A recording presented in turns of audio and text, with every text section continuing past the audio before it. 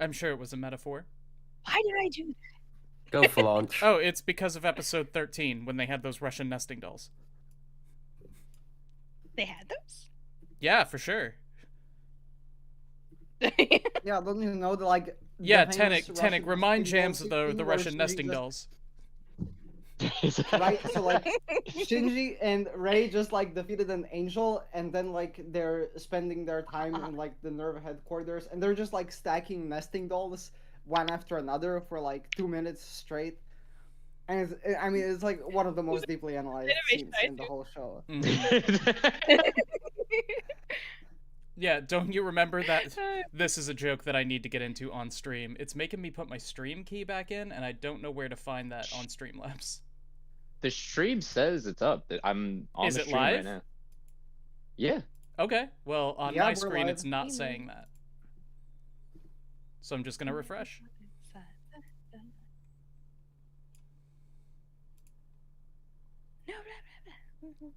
Yeah, my screen says it's not live.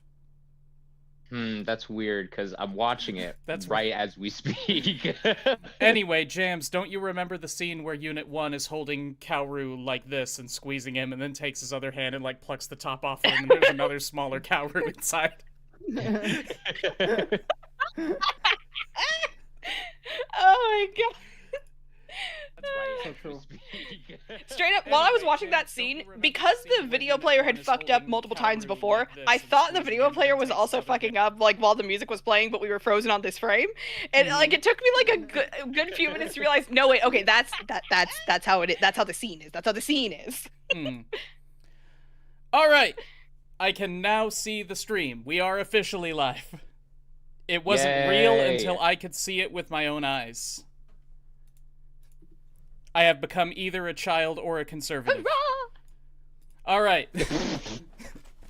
Hello, everybody, and welcome to the Explanation Point Anime Club for Neon, Genesis, Evangelion. You may applaud. Yay! Now you may boo. Noise suppression. Boo! Ah! The worst show. Whichever you believe about this show, it is highly controversial and highly discussed. This was our pick, in case you have no idea what you're doing here. Hello, everyone. I'm an anime YouTuber. If you came across, this stream somehow 10 years in the future, hi. I'm an anime YouTuber. Every month we do an anime club where we get together and we talk about anime. We let the viewers decide what anime we talk about. The theme for this month's vote was Greed Month, because normally we only do 12-episode shows. This month we decided to do 25-ish episode shows. And the selected show in the closest vote to date. Yeah. I'm so happy nearly for a three-way tie. holding its own. The closest vote Tom, to date. I'd say I feel bad for you. But at least also Reddit Bob didn't win, so... Anyway, it's Neon Genesis Evangelion. New beginning, good news! This is a show that I have derided time and time again on my channel. I've called it absolute garbage. I've said that people who enjoy it do not know what they're talking about. I've said no, that's not fair. I've said that it's fine if you like it, but that it's not a good show. It's a very bad show. Hi everyone, I'm Evangelion Pilled. Well. Yeah! My name is Brian, and On the turntable. and I too can make the winning mistakes. side. So today we're going to talk about Evangelion. We're going to talk... Are there people in the chat? Because I've seen exactly one comment. All right. Hello, Platinum Angel, by the way. Very apt that you're here. Yeah! Today we're going to talk about mostly why I was wrong, but also why I was right, because the ending absolutely does ruin the whole thing. And the ending is what I always had a problem with. No, Tom. No, Tom. I don't know. There's just enough vagueness that I love vagueness. I love vague bullshit. So I liked this ending actively, actually. Well, that's because you love to impose your own interpretations on things. You don't like to have the answer given to you because that gives your brain less space to play with. I feel like the answer was pretty explicitly given to everyone. I'm not gonna lie. Yeah, I yeah, agree with exactly, that, like, actually. But hey, that's Maybe just that's One the of the problem. notes that I put in before I even got to the ending was "Never kill yourself." The anime. never kill yourself. The anime. But see, we have the myth of Sisyphus already, and as soon as that gets animated.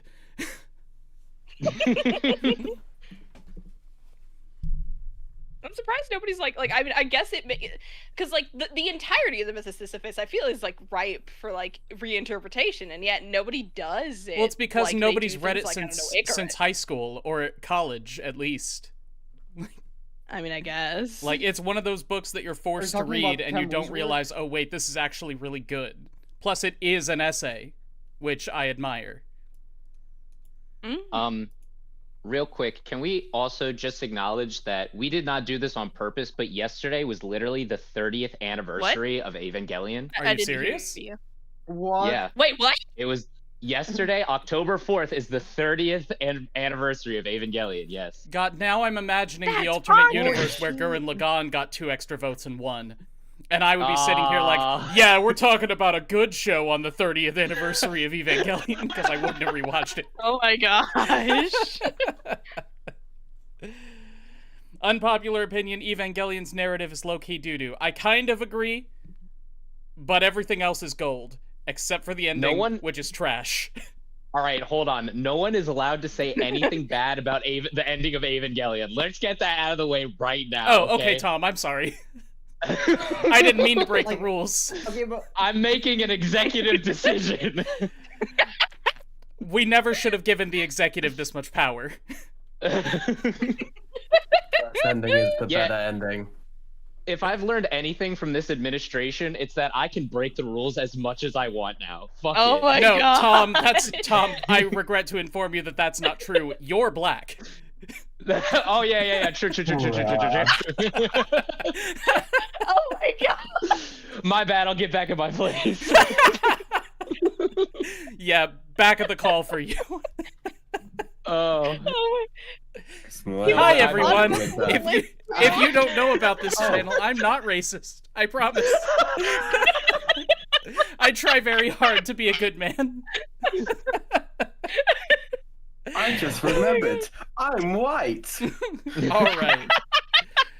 Well, right yeah, now but I'm you're red. right, that's well. You can't help it. I love Evangelion. Great chat we've been having, guys. yeah. This is what Ava Oh my does God. to people. All right. Well. How the Turnbulls have tamed. Should we Uh, start with the opening, or should we start somewhere else? do we even have to say anything I about think the we should. opening, or should we sing it? It's And pretty oh, good. I have. Oh my gosh. Anyway, I do have this one. So down. My one favorite part of the opening is the part where there's like the clap. Do you remember the clap? Like the clap that's in sync with like Unit 2 like pulling out the knife. Do you know? You guys know what I mean? No. Yeah. That part of the actually, I opening? don't. I don't know this. Like, there's a clap in the it's- music? It's gonna be like the bongos. Yeah, and, stop. what is it? What's the name?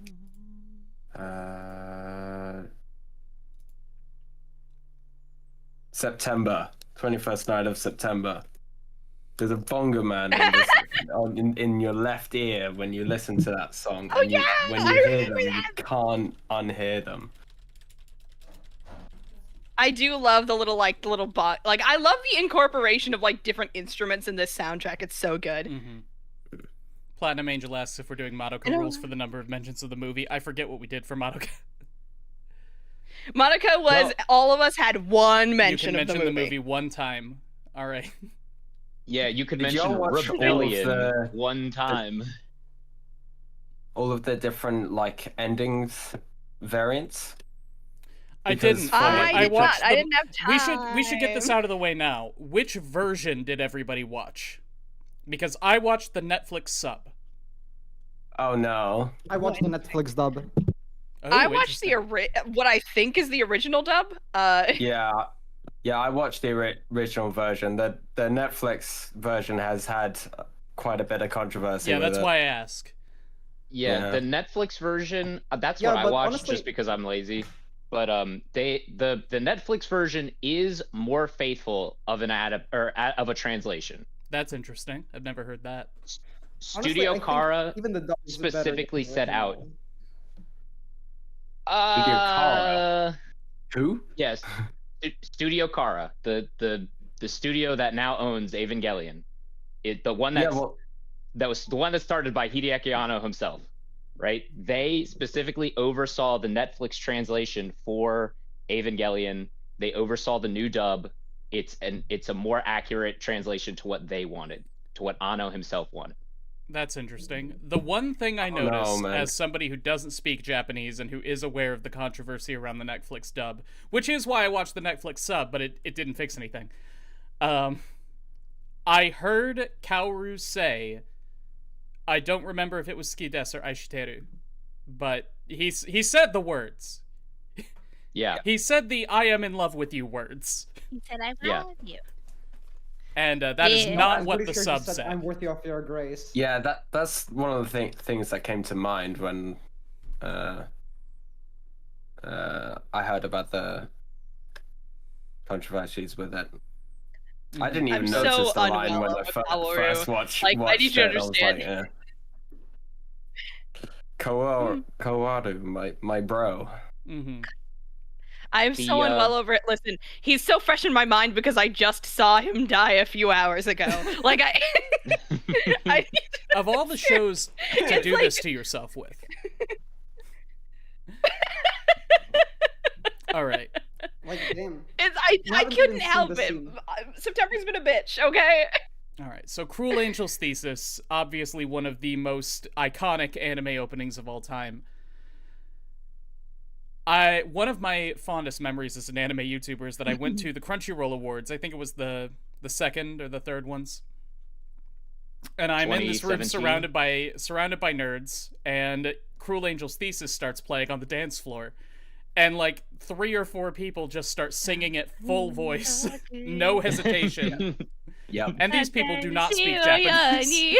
No, absolutely like, not. There was a time, around the time My Hero Academia Season 2 came out, when I was sitting in my dorm room, or sitting in my room, with a couple of friends from college, and I knew all of the words to the second opening to My Hero Academia, and they were like, wow, do you know what that means? Like, no, I can just parrot all the sounds like a wee mockingbird.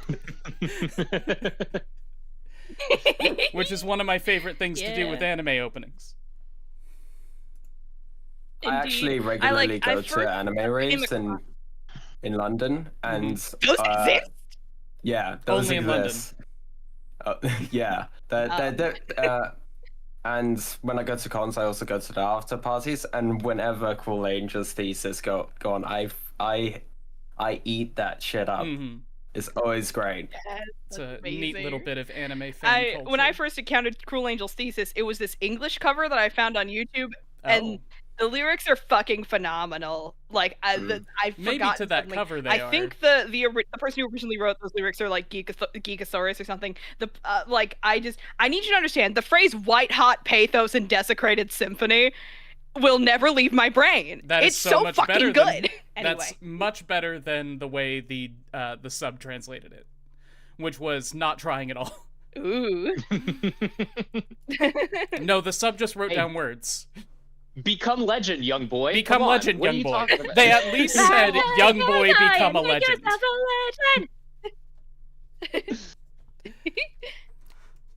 Anyway, we could talk about Cruel Angel's Thesis forever. Also, I love how Fly Me to the Moon.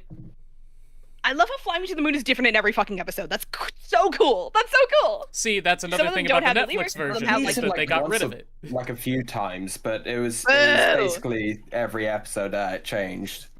But it was so good. Yeah, I think because the dub used Fly Me to the Moon, I think a lot of people think it's iconic, like the dub is iconic.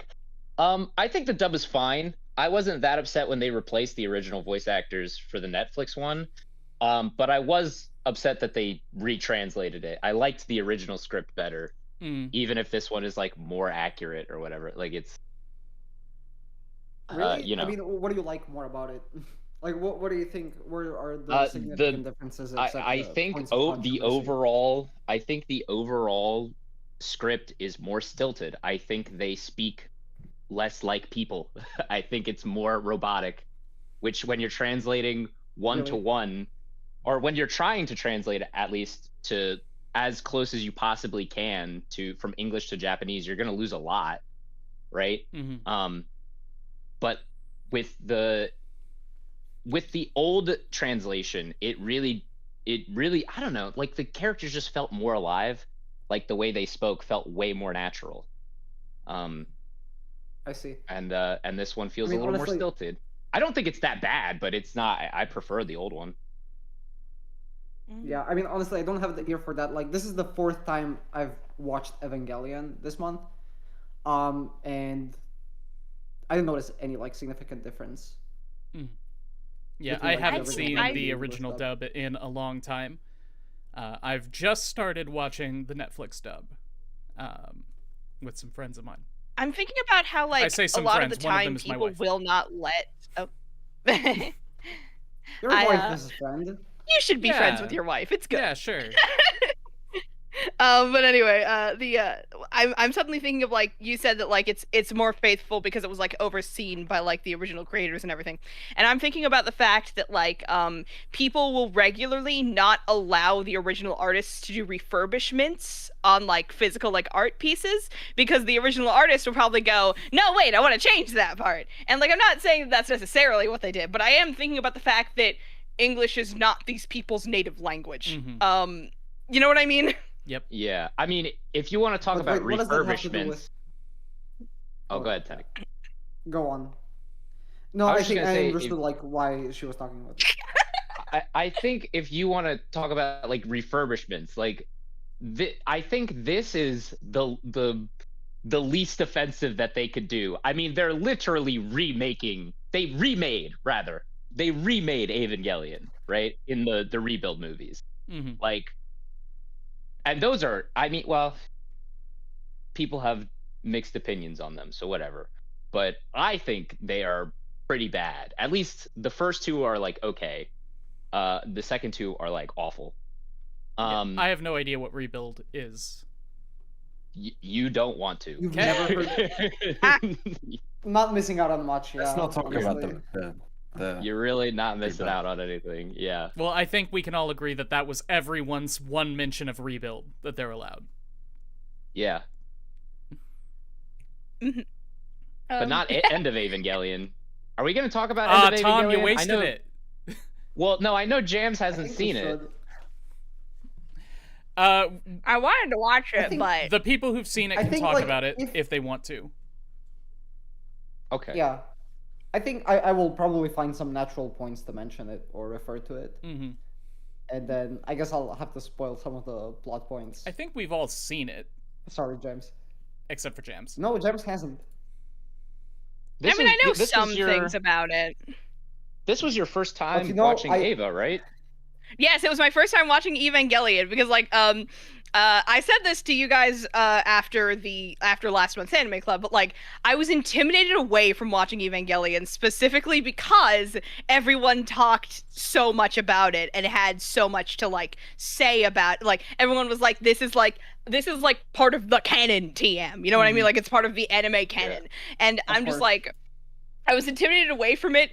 And the reason I was intimidated away from it, Tenek, you asked me if it was because I was afraid of developing an incorrect opinion, TM. And it wasn't that. It was that I don't like going into art with like the incorrect spirit in me, so to speak. I want to go into art with like open hands asking, hey, what do you got for me? And if I go into it knowing this is an important piece of the canon, then suddenly it becomes, okay, you now need to prove your place in the canon a little bit, or like it's like now it's like this weird amount of tension that I don't like going into art with, and so I was intimidated away from watching it at all until this month when I was like, okay, I'm gonna sit down, I'm gonna watch it, and now Shinji Ikari is a part of my psyche. Yeah, I mean, I totally get that. Like I watched Ava. I mean, I watched Ava 15 years ago. Like I watched it when I was like 11. Shit. Because I knew Oh my god. seeing it online, like, hey, this is the one that you need to watch. So I was like, oh, cool, I'll watch this. Didn't get it at all. Everything went over my head. I loved all the cool action scenes, but everything else was like a blur. I was like, I don't know what happened. And then end of Evangelion, I'm like, I don't know, man. I don't know what was going on in that movie. I think I actually watched end of Evangelion before I watched Evangelion. Really? That's fascinating. I think so, and it's because I had a friend who had seen it without watching Evangelion. And said, this is the weirdest movie I've ever seen. You've got to see this, man.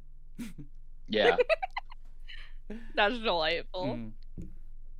My first time watching Evangelion was when I was in Belgium. I had just gotten back into anime stuff, so I was 23, 24. And I had heard Digi talking about it a lot. And I just wanted to see what all the hype was about. And then I watched it, and there was no hype. I was thoroughly let down. And now 7 or 8 years later, here I am watching it saying, man, that was really hype up until Kaoru showed up. I love him! Yeah, he's a great character, and if he had been introduced in like episode 6 so that we actually had time to get some kind of emotional connection to him and Shinji's relationship with him. I do kind of like, I know we don't tend to do this, but I really want to mention the manga now because I really think like the manga handles Kaworu way better because of this. Like it doesn't appear. There is. Yeah, there is a manga. Actually, it started before the show, but it ended like in 2014. It's no, weird. It did not start before the show. it did. Started. I'm pretty sure. I will check right now. It started before End of Evangelion.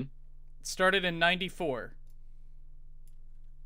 And the show was in 95. 94. Yeah, it started like a year before the show. Or like in the year before.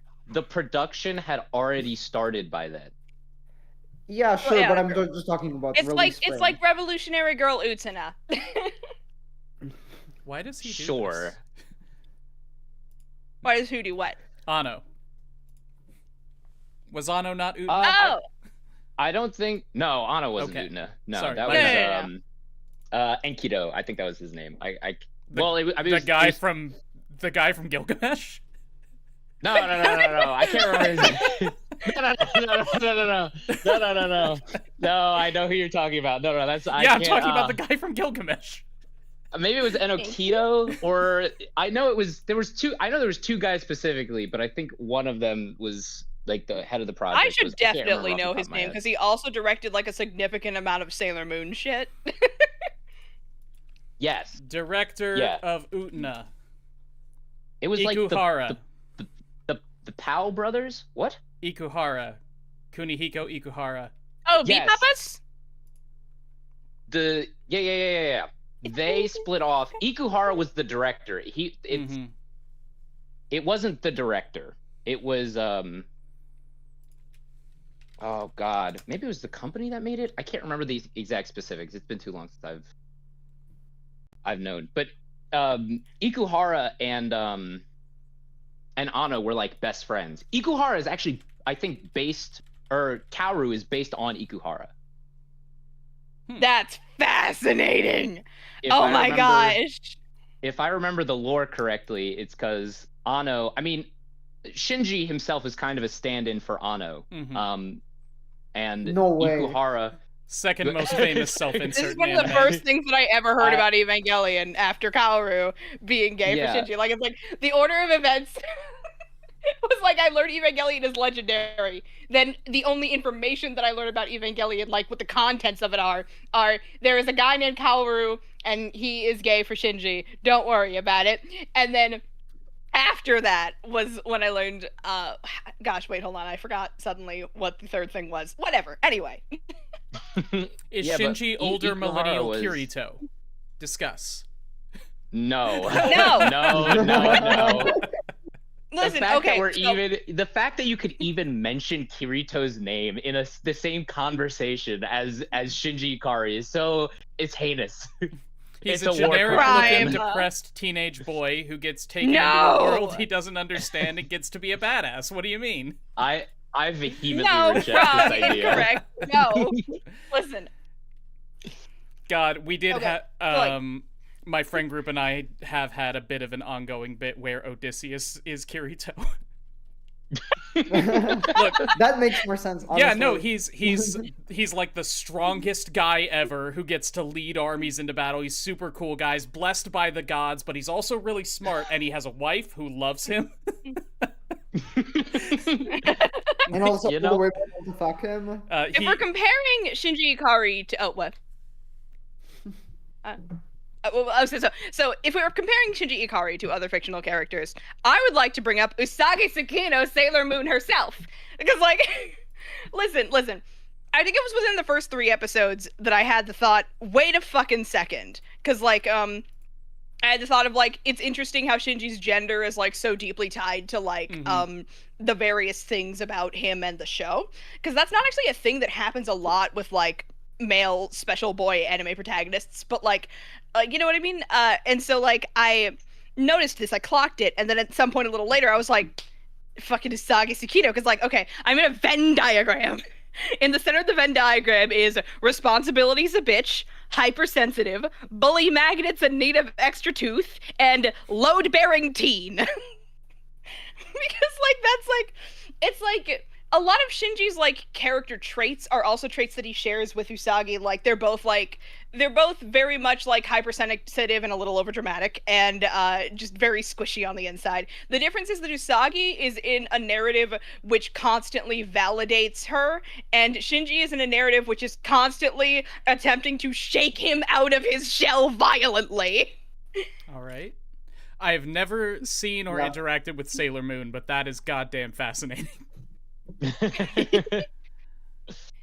Also, I imagine like characters in Sailor Moon don't try to like gaslight like Usagi constantly. Not constantly, but there are some times when it happens.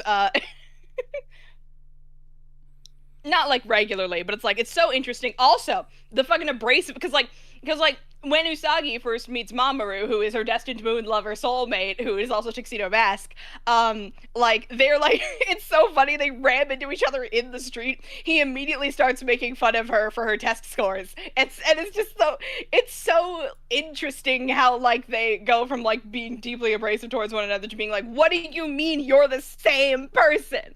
What do you mean? And it's just like, and Wait, they become like wait, very close what? and lovey-dovey and squishy, and it's cute. They're the same person? What? Not the same person. You're the same person as in like, Mamoru realizes, hey, wait a minute, what do you mean you're the same person as this girl that I keep like that I keep having this weird psychic whatever nonsense connected to? And she's like, what do you mean you're the same guy who I've been mooning over for like ever because he keeps giving me encouraging words? You do the opposite of that.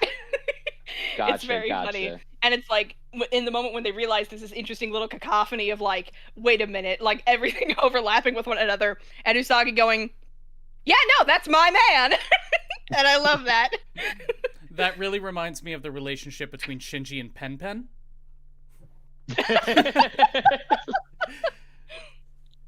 I don't think anyone has ever said to Shinji Ikari, yeah, that's my man.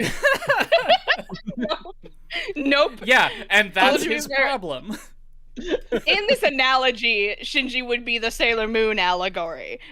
So like, someone else would have to be the Tuxedo Mask. Coward. Perhaps it is the entire cast collectively. It's Coward. Yeah, it'd be It's Kaoru. Kaoru, yeah. All right, so what do we all think of Shinji? And I understand that that is a question that will take up the entire stream on its own. Yeah, what a loaded question. But I think Okay, he's a fantastic character. just as a character, sitting down, watching this as a show, and not as a means of uncomfortable self-reflection. I really love, like, the sort of, like, constant back and forth that Shinji is just, like, having to, like, switch between, like, he is a creature that, like, only responds to stimuli, and he never, like, acts proactively, but also he has these, like, he is constantly fighting himself and the people around him, and he is sometimes correct and sometimes incorrect, and like just the complexity going on around and within him makes him like really neat to me. No, he's a very weak protagonist in a narrative agency sense, which is always interesting. Really because he only does what he's told. Yeah, I never really liked the framing of like narrative agency as like the end all be all. But like I'm one of the bitches who will defend Anthe Mamiya till the day that I die. Which Anthe Mamiya is one of the main characters in Revolutionary Girl Utena. So you know, it's just like it's knowing that they were friends, the directors were friends, suddenly makes me go, wait, so all of those parallels to Utena that I was seeing were not crazy? They were not just me being like me. Not only are you not insane, what if Utena is in everything? Not only are you not insane, Utena is a direct directly influenced by Evangelion. Like that show would not have been made if Eva didn't exist. That's crazy. Yeah, this is a thing like I love it for a fact. I mean, if we look, there are tons of shows that are like inspired, like directly off of you could go through like lists of like I don't know, like Cowboy Bebop, you know, Code Geass, Gurren Lagann, Serial Experiments Lane, you know, like Dragon Ball, Eureka 7, dude, the Paranoia Agent. Like these shows wouldn't exist without Eva. Oh, without Eva specifically. Without Eva specifically, yeah, like these are all quoted like as being directly inspired by. Wait, but what's the point of inspiration? Like, I don't see much in terms of like a parallel between this and Cowboy Bebop or point of inspiration. Inspiration being that original TV anime can work. A lot of shows back in the 90s, like they didn't get like they were mainly adaptations of like books or manga or or they were like OVAs, like just short little 6 episodes, something or others, like Die Buster or something. But like Eva literally went out of its way to be like, we're making a new big original anime. We want it to be popular. We want it to fit a late night time slot. Ava's time slot actually got pushed back because it was too violent. Wow.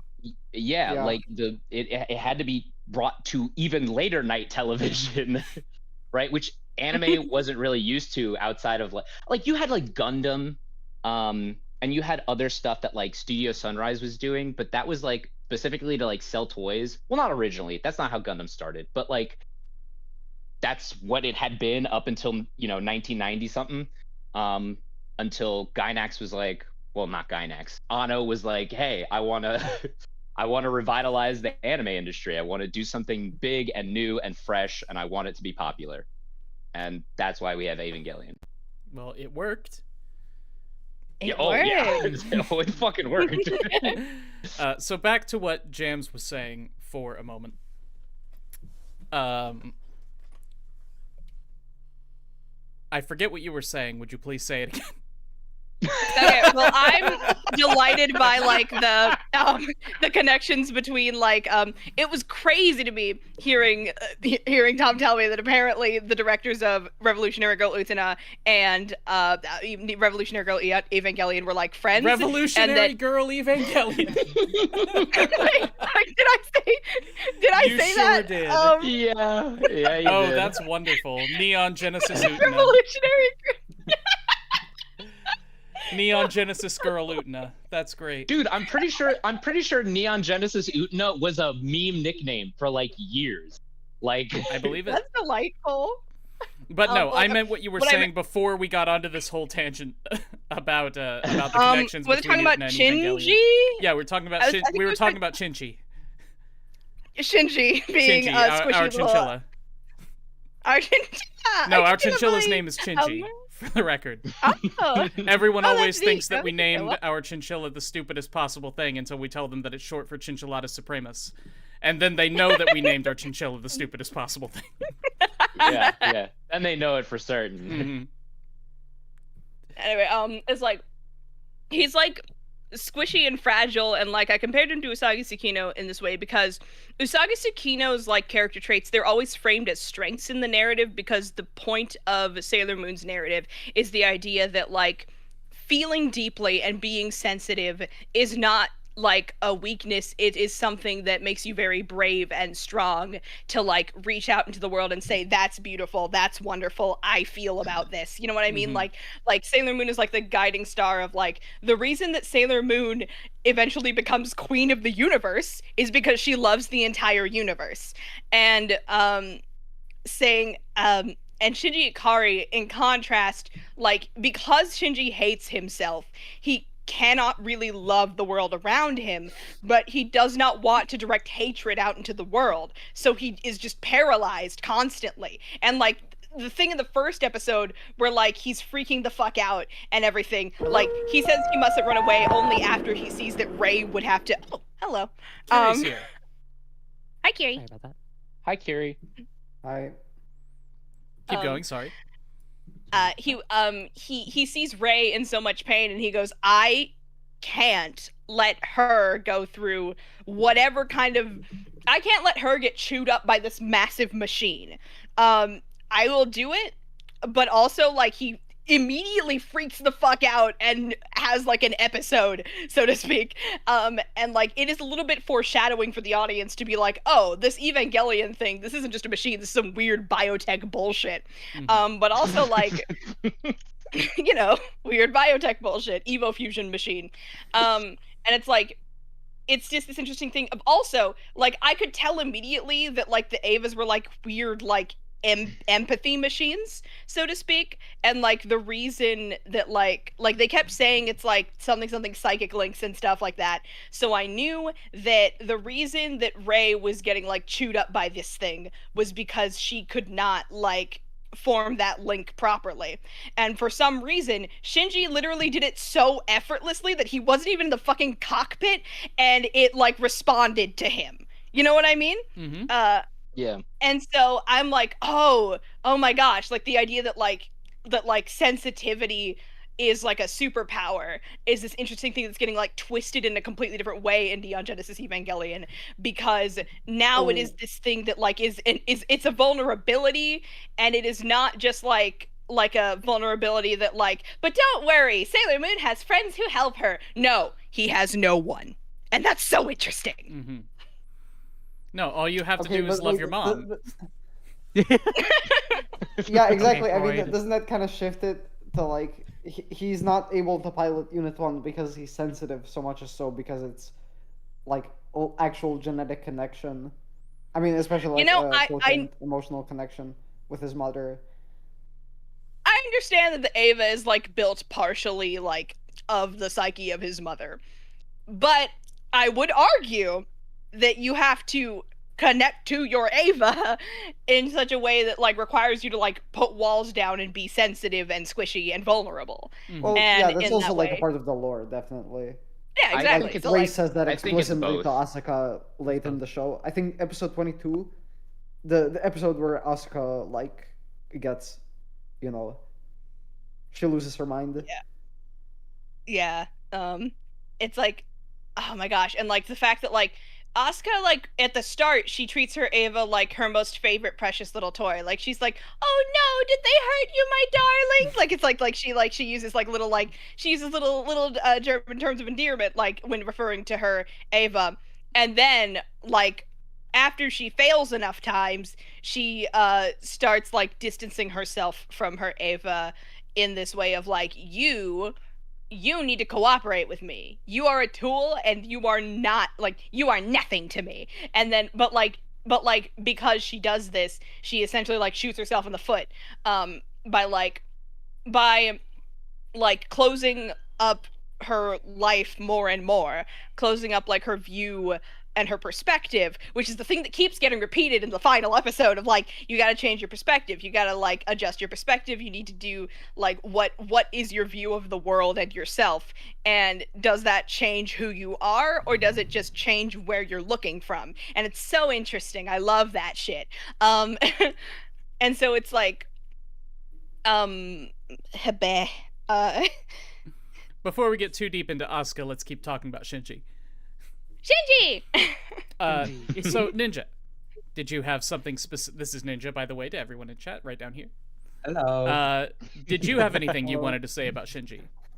Yes. So. Oh, great. So, about the connection to his Ava, you know,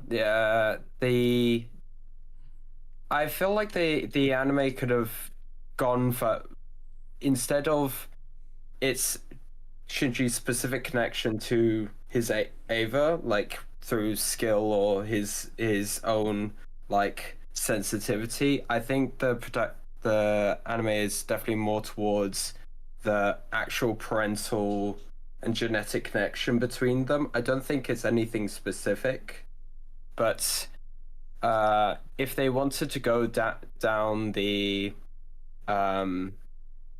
actual sort of emotional connection with his mother, there wasn't a lot of content actually in the anime that showed how much Shinji actually, like, we got no backstories of him playing with his mom when he was younger, you know, and I feel like it's a very sort of more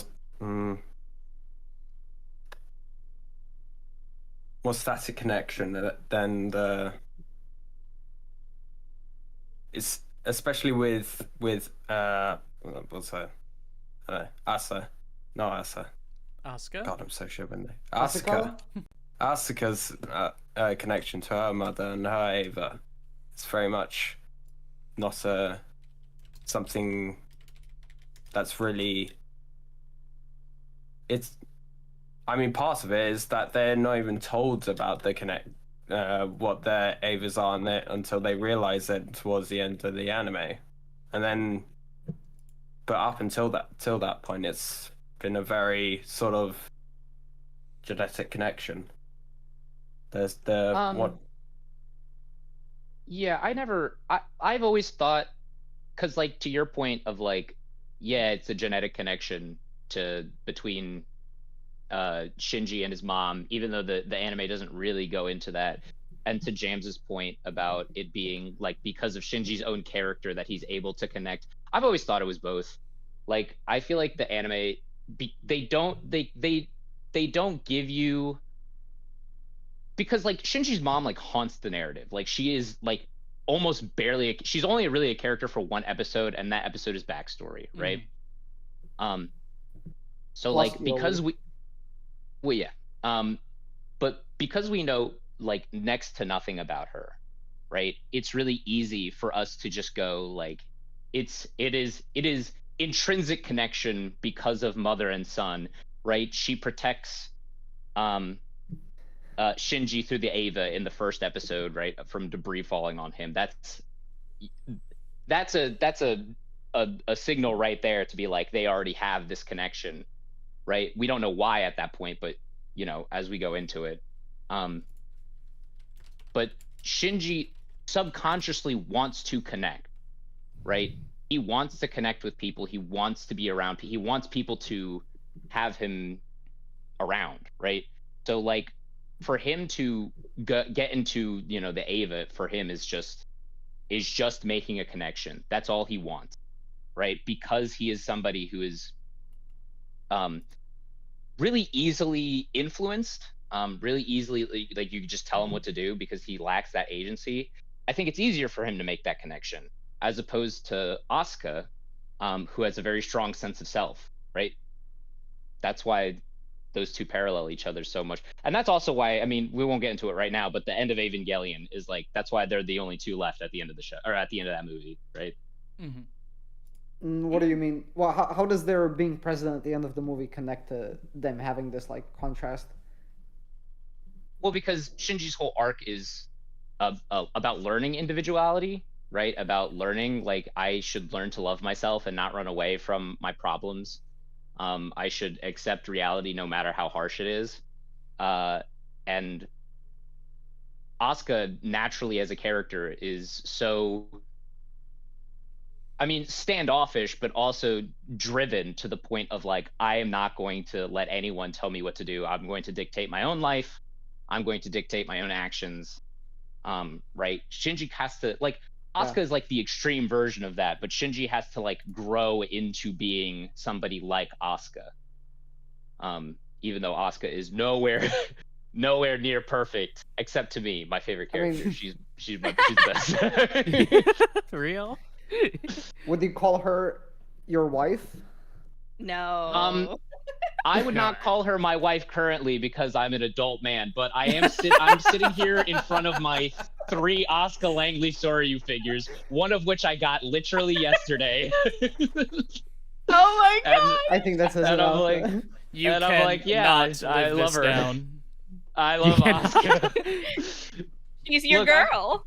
I have always connected to Asuka at a very deep emotional level, even since I was a kid. Like, when I was a kid, I was definitely in love with her, but, like, now I'm just like, yeah, I still relate to this character. I get her thought process. Like, I know exactly what she was going through. I don't like any of the women in this show. Damn! Wow, misogyny. Okay. No, I think that he might be in the best mindset to understand Evangelion, actually. Hey, wait a minute. Story that they tell, but, like, them as people, you know, I don't think I like any of them.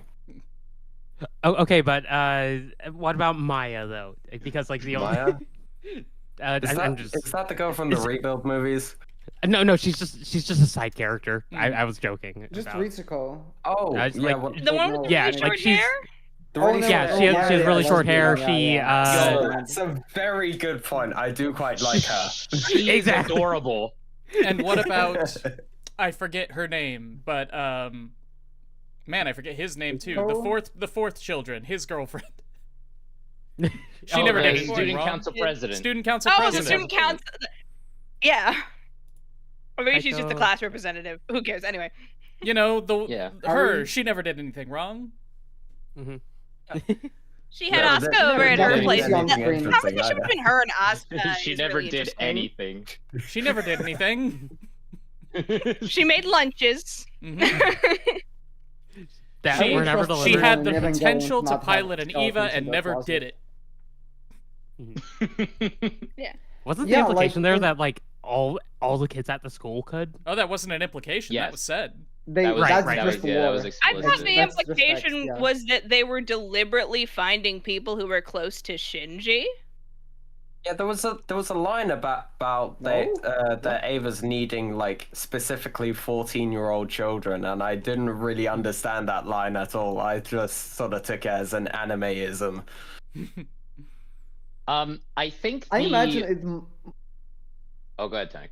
Can I go? I think yeah, I just wanted to say I think it might have to do with, like, dead parents in this show, because I mean, like, Unit 1 into both house, like, the dead mothers of their pilots, and that's like seems like the thing that helps with sync rates being high. Because the Avas are like an orphanage material, and their parents are in heaven. Are all of the EVAs not made out of their moms? Mass production. Huh? Mass production Ava unit. Ray doesn't have a mom. Yeah, but it's made out of Atom. Yeah. What about the one that blew up? Unit 4? Who's that? Unit 4th one? Was that Unit 4? That was Unit 0, wasn't it? Unit 3. Oh. Unit 3. Unit 3. There was no Unit 4. The 4th one. Yeah, the 4th called one. Unit the 4th children. Was the Unit 3 the first one where they tried to not rely on the mother and then it just blew up? No, I think that was Unit 2, technically. I guess that's not clear. But no, Unit 0 doesn't have a mother either. Right, but it has Atom. Pretty sure. Well, what? No. I mean, look, both Unit 0 and Unit 2, as well as the other Avas except Unit 1, are clones of Adam. Yeah, but I think Brian's point is that Adam, or like Ray, came from Adam. Yeah, so Ray you and could consider... Evangelion Unit 0 both share quote-unquote Ray was parentage. a clone of Shinji's mom. But I don't think Ray has ancestry from Adam. Ray has the soul of Lilith. She's the clone of Yui. That's it. I do have to say, this is one of the most anime discussions we've ever had. No, Ray has no Ray descendants has the soul from Adam. of Lilith. She has the soul of Lilith. That's why she can use the spear of Longinus.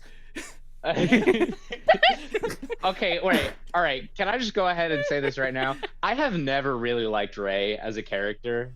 Is that is that just a me thing? But that's what I mean, like, or like in general, like I think she's underutilized. Sure, I think she's a plot device. I just always found her fucking boring. Like, I mean, I think on this watch through, I appreciated her more, but only by a little. She kind of stays in the state of arrested development for the entire show, and then does not end up having like an arc. Like, Asuka has an arc in the sense that she ends up in a worse place than she started, and Shinji has an arc in the sense of he makes this monumental discovery that maybe life is worth living and the world is a place worth falling in love with, and so is he, and like that's the thing that makes Kaoru so important. I'm sorry. He also realizes it a bit too late Ray, because he just starts the... Sorry. That's true, but Ray doesn't really have like an arc. She starts out and she's like, I am just here to be disposed of. And then the end happens and she's like, I'm scared of being disposed of. But it's like, I have complex feelings now. My feelings are complex now, where before they were very straightforward. And that's it. Well, I mean, the Ray that like actually did start to develop feelings also got, killed. So, killed. Like right when she was like developing them, so like that kind of reset it as well. But I also think had this that's one of the interesting reasons thought of, why I've never connected to her. That makes sense. Partway through the show, I noticed like when I realized that like Ray was the name that they were going to name their child if it was a girl, I suddenly had this thought of like, well, no, actually it was a little before that, when I was like, okay, she's definitely connected to Shinji's mother in some way. I think she might be a clone of her, ? I realized that, like, in a way, Ray is like a version of his wife that he has complete control over. Like, he controls whether or not his wife lives or dies now. He controls whether she, like, is, like, happy and safe, and if she, like, does the things that are, like, best to be doing. You know what I mean? Like, it's so interesting. And it's like, I don't know, like, I feel like we could have... Because there's also, like... The situation with Shinji's dad and his mom, and also the connection with Ray, technically, vaguely, kind of being his sibling, but also mostly being his mom, but also not at all. It's this whole thing, and I don't understand what they were going for there. Wait, you're talking about the connection of Ray and Shinji now? Or someone else? Yeah. I kind of, like, wandered off a little bit. Weren't we talking about Shinji? We were. We are supposed to be talking about Shinji. Yeah, I just threw in that wrench of Ray, because, I don't know. Tanik, what do you have to say about Shinji? Shinji, I think he's a fantastic character. Like, I'm not sure I have, like, that much more to add. I think he's just, like genuinely deep psychologically. There's a lot to analyze, especially since like he's the main character of the show. I guess if I'm gonna say something specific about him, I think the most interesting thing about him is that the meme about like Shinji running away, he's such a coward, blah blah, that's actually not very true in the show. He's actually like brave more than anything, gets the most shit done, is the most willing to face danger. Go ahead. I was so fucked up by like the fact that like multiple times he said, "Let me go," like let me save my teammates, and people told him, "No, you stay back here where it's safe, and or like not where it's safe, but like, you know, it's like you stay back here, and like that's an order from command, and I'm over here like, what do you mean? And it's like the idea that like he is being barred from becoming a person. I don't know if that makes sense. You know what I mean? Yeah, the nerve was kept on flipping between whether or not the children were disposable or not. I feel like. Well, Shinji was never disposable because he could pilot 01, right? And 01 is the most important one. So everything else, at least to Gendo, was completely disposable. No, that's the thing that I've been wanting to say about Shinji. It was less about him being disposable and him like just the father not wanting anything to do with him outside of him just needing him. No, I've been wanting to talk about the roles that Shinji is expected to fulfill. We touched on this a little bit when we were talking about the whole gender thing. And I know that Scrub made a comment in the Discord about Shinji being trans, which I think is very dismissive. So funny thing about that is he technically is trans because he was intended to be a girl. What? Wait, what? What do you the mean? early What do you mean designs he for intended to be a Shinji girl? was that he was a girl, but then everyone at the studio was like, Hideaki Anno, why are you like only making female main characters? This is the third time you've done this. And so he was changed to a boy. Okay, fine. I'll make a Shinji. I make a male main character one time and I make him this. Honestly, great decision. If they kept Shinji a girl, I don't think that scene in EOE would have worked. well, that was still That's fucked up. that was still in the That's planning the lowest phases, of the low. obviously. But Tanik, I don't think you're worthy of my grace anymore. So Shinji has all these roles to fill, right? Scrub made this comment about Shinji being trans, which I think is very dismissive, because a lot of the conflict around Shinji is the fact that he's a guy who's expected to do guy things. Like, he's expected to be a hero and go pilot this giant robot and beat the shit out of things and crush his boyfriend in his bare hands. Like men do. Like men do. And the show deals with a lot of very traditionally masculine emotional issues, like intimacy, like being able to be vulnerable and open with other people, which is something that a lot of men very famously struggle with, especially in from what I understand, especially in countries like Japan, China.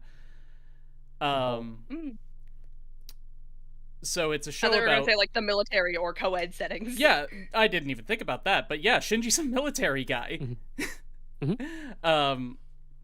Who's being expected to tap into his empathy as a weapon, which I also want to point out is, like, masculinizing things in a way that makes them acceptable. Like, you're allowed to be empathetic if it makes you a better warrior. But, like, it's not just the masculine gender roles that he's expected to fit into. Like, he also has his role as a soldier that's been imposed upon him. Like, he has responsibilities to other people and to the world that he didn't ask for, but that he is stepping in and fulfilling, because if he doesn't, people are going to get hurt and die. And I just personally find that very interesting. Like a student. Yeah. Well, what was that? Like, not necessarily like as a student, but like as in like he has friends who are teenagers who are on his level. Literally, the one time somebody like who was already in his life as just like another teen, he tried to enter the role that Shinji fulfills every day, and he got chewed up and spat out, and he never shows up in the show again. Fair. I was gonna say, with reference to Toji and the other guy, like, it's no coincidence that Shinji's two best male friends in school are the guy who beat the shit out of him the first time they met, and the guy who's super into military vehicles and soldiers. Like, He has I these feel like that's two another Ono self-insert. hyper traditionally masculine friends. While Shinji is the guy who likes to come home and cook delicious meals for the hot 29-year-old woman he lives with. And the penguin. And the penguin. So in terms of because I've always really liked Toji and Kensuke, like me their too. They were relationship great. with him. Because you're completely correct. Like they are like hyper masculine types of characters, like guy who gets angry and beats people up over, pride, or because he has guts to do, to flash Asuka on a boat in the middle of the ocean, right? Or, this guy who's super into these militarized hobbies. But they themselves also are super empathetic and caring, right? Mm-hmm. Like Toji is somebody who does those things because he cares about people, because he is connected to people like his sister, and he's like, hey, I'm hitting you, no effect, like no what did he say? It was like nothing personnel, kid. Yeah, nothing personal, kid, essentially. Yeah, like he's just like, but you were the guy that piloted the robot and my sister got hurt, so punch, right? And Kensuke, he has that whole scene with Shinji out in the field where he's like, yeah, I spend my time out here. I don't have anything else to do. But I'm still here. And it's like in episode 4, I think. It's when Shinji is like on his own. It is. And it's like one of the only times that Shinji has a conversation with another male in the show that's like it's the only time that he has a conversation with a male on his own level, like they are peers. It's not, Kaji. Or Gendo. Or Gendo. Yeah, Gendo Gendo barely speaks to him. But they are able to empathize with each other. Yeah. They're able to empathize with each other and like find camaraderie and comfort in each other. Like, and I think that those early scenes with Kensuke are really important to Shinji as a character. Yeah, and I'm thinking like I connected that to like I wrote this note when I watched that episode. Actually, it's just like the way that like neither Shinji nor the Eva chose to let the other boys into the cockpit. Like that was just like none of them sought out that level of intimacy and vulnerability. Like they just see Shinji functionally having a fucking breakdown. It's just like, and then they're just trapped in the cockpit together for a few hours. And, like, what the fuck do you do? Like, you know what I mean? It's like, what do you do with that? You can't just call him. And suddenly he's, like, reflecting on, like, was that cruel of me? Was I bad? Wait a minute. Hold on. Wait. And then, like, this is, like, I don't know why I wrote down this phrase, I've never seen him smile. I've never smiled at him. I don't know why that was the phrase that popped into my brain, but okay. I guess I just like writing fan fiction as I watch shows. Yeah. Wait, that's supposed to be from whose point of view? Toji was his name? Fourth children is Toji. Yeah, the fourth child. Yeah. Toji is the guy who punched him. Black suit guy? Yeah, that guy. Black tracksuit? Yes. Also, is it a bit too late to go back to the trans thing you brought up earlier? I guess not. Go ahead. Okay. I just didn't really see a good time to mention this, but like part of that is like it isn't necessarily that Shinji is necessarily trans. It's that his experiences and struggles with like this idea of masculinity that you have to be a certain way is very relatable to a lot of trans people because trans women I should say, because they trans women are expected to be men. And they have to be this certain way, and they have to fit into this mold. Otherwise, they get ridiculed. And then, like a lot of their self-discovery has to come from, like learning to like deconstruct that, and then figure out what it means to be them. And like I think that's like also part of the reason that I glommed onto Shinji so immediately, because like spoiler alert for anyone in chat who doesn't know, despite my cute voice, I am not in fact a girl. I just kind of like when I was like, I straight up didn't understand why. I thought for so many years that gender as a concept was specifically about marketing. Like, if you were a girl, you liked boys and Barbie movies. If you were a boy, you liked Transformers and girls. And that was how gender worked to me. Like it's a fucking Hallmark movie. Like. It's like, so I really connected with Shinji on the level of like I've always connected with like the one boy characters in casts mainly made of girls, because I saw that a lot as a kid because I was given a lot of girls media, and it's like I always connected with those characters because like it was the idea that like you were like integrated into this group surrounded by women, and being like kind of like you're socializing with them, but you're not like the same kind of thing, and it's like it's chill like in those shows, but with Shinji it's very like, why are you doing boy wrong? And like in that way, like I always was like people would sometimes say to me like, why are you doing girl wrong? And like sometimes I would get mistaken for a boy, not because of like necessarily like, not because I like dressed particularly masculine, but because I have like a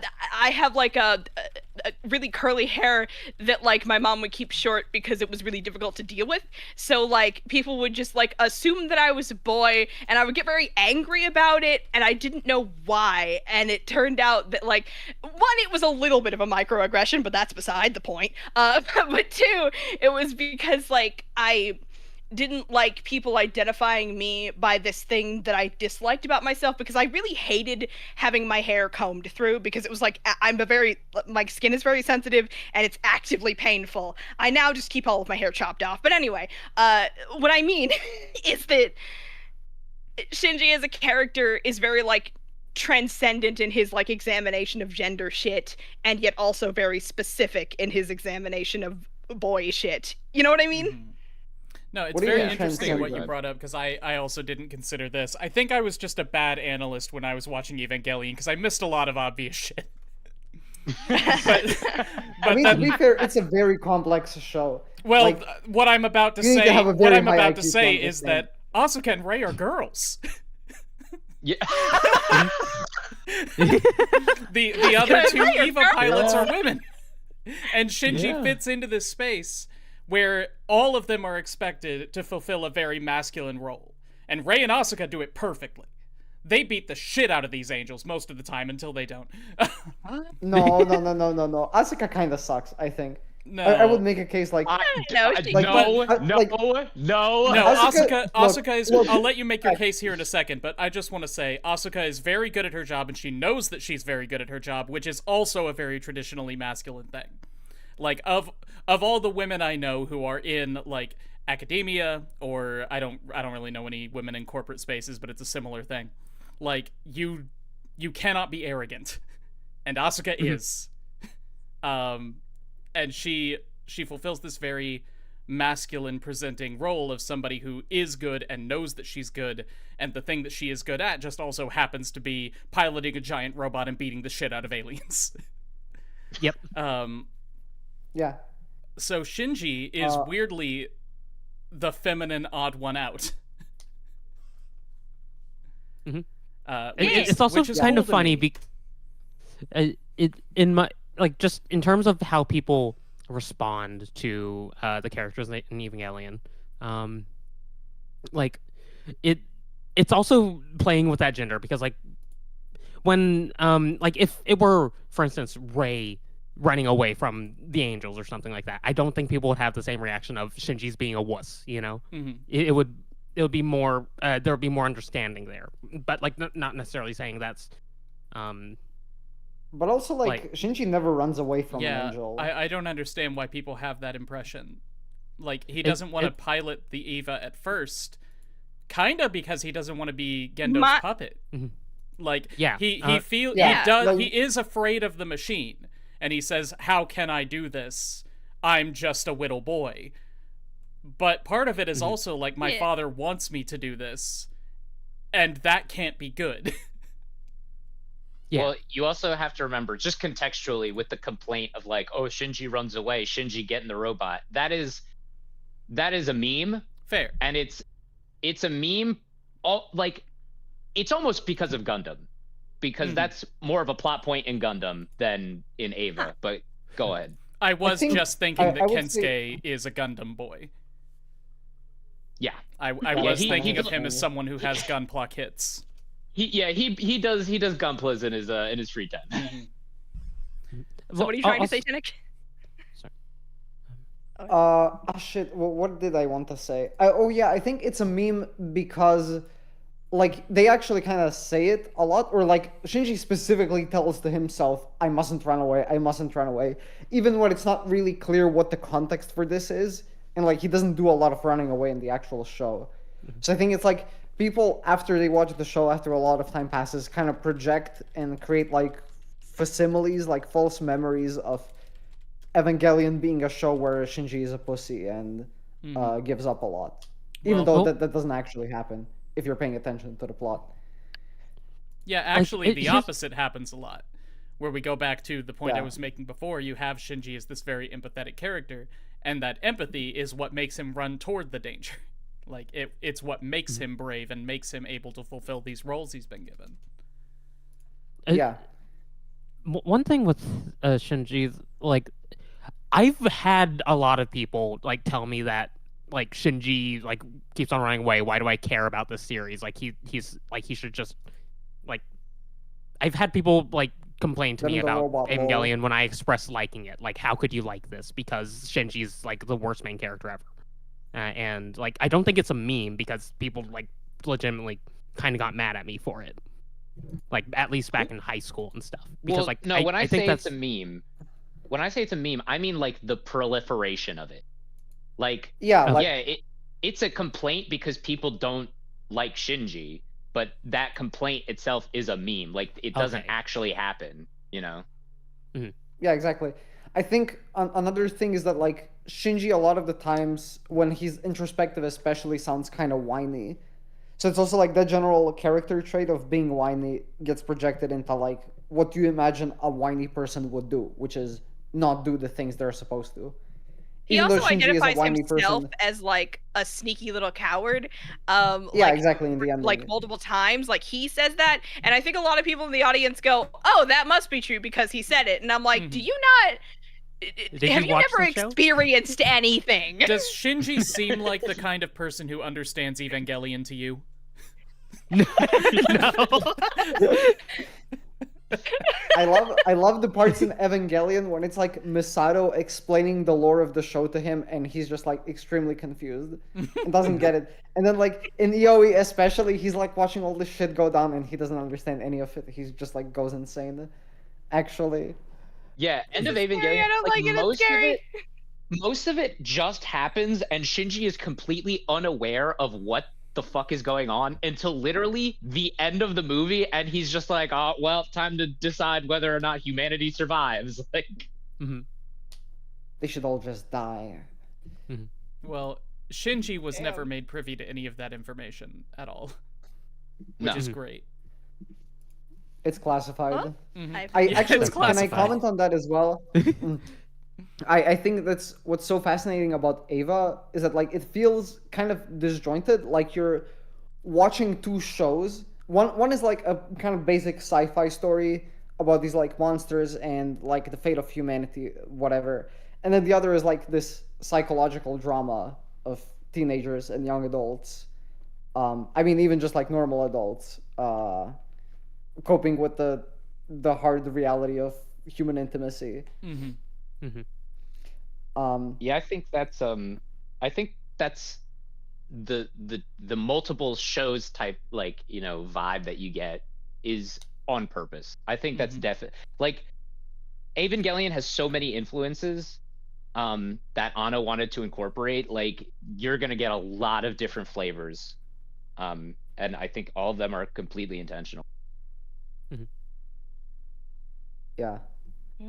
And also, like, just while we're talking about that, what I noticed, like, in this rewatch especially, is, like, how little screen time, like, the sci-fi aspect gets.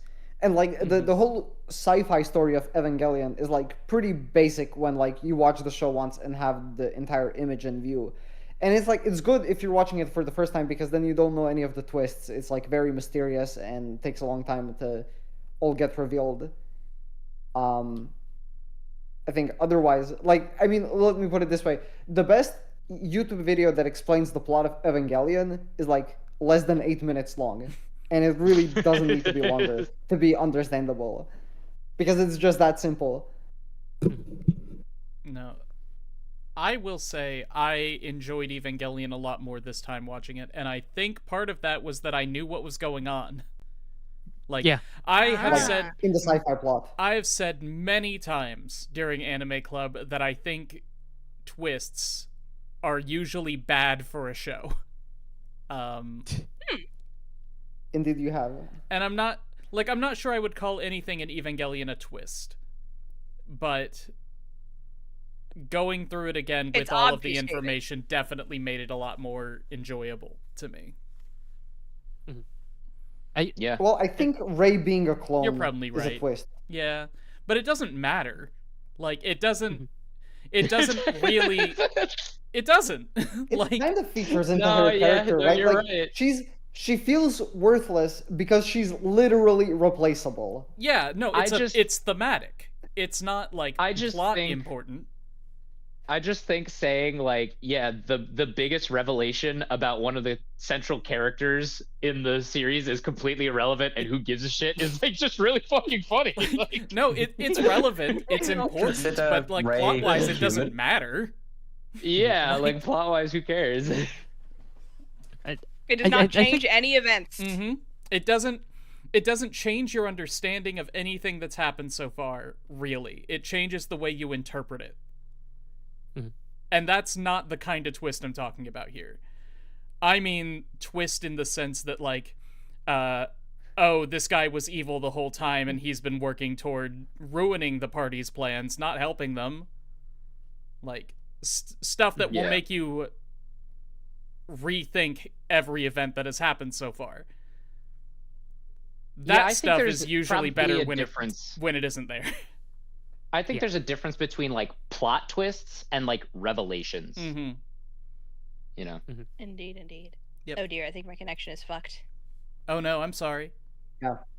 I think we can hear you.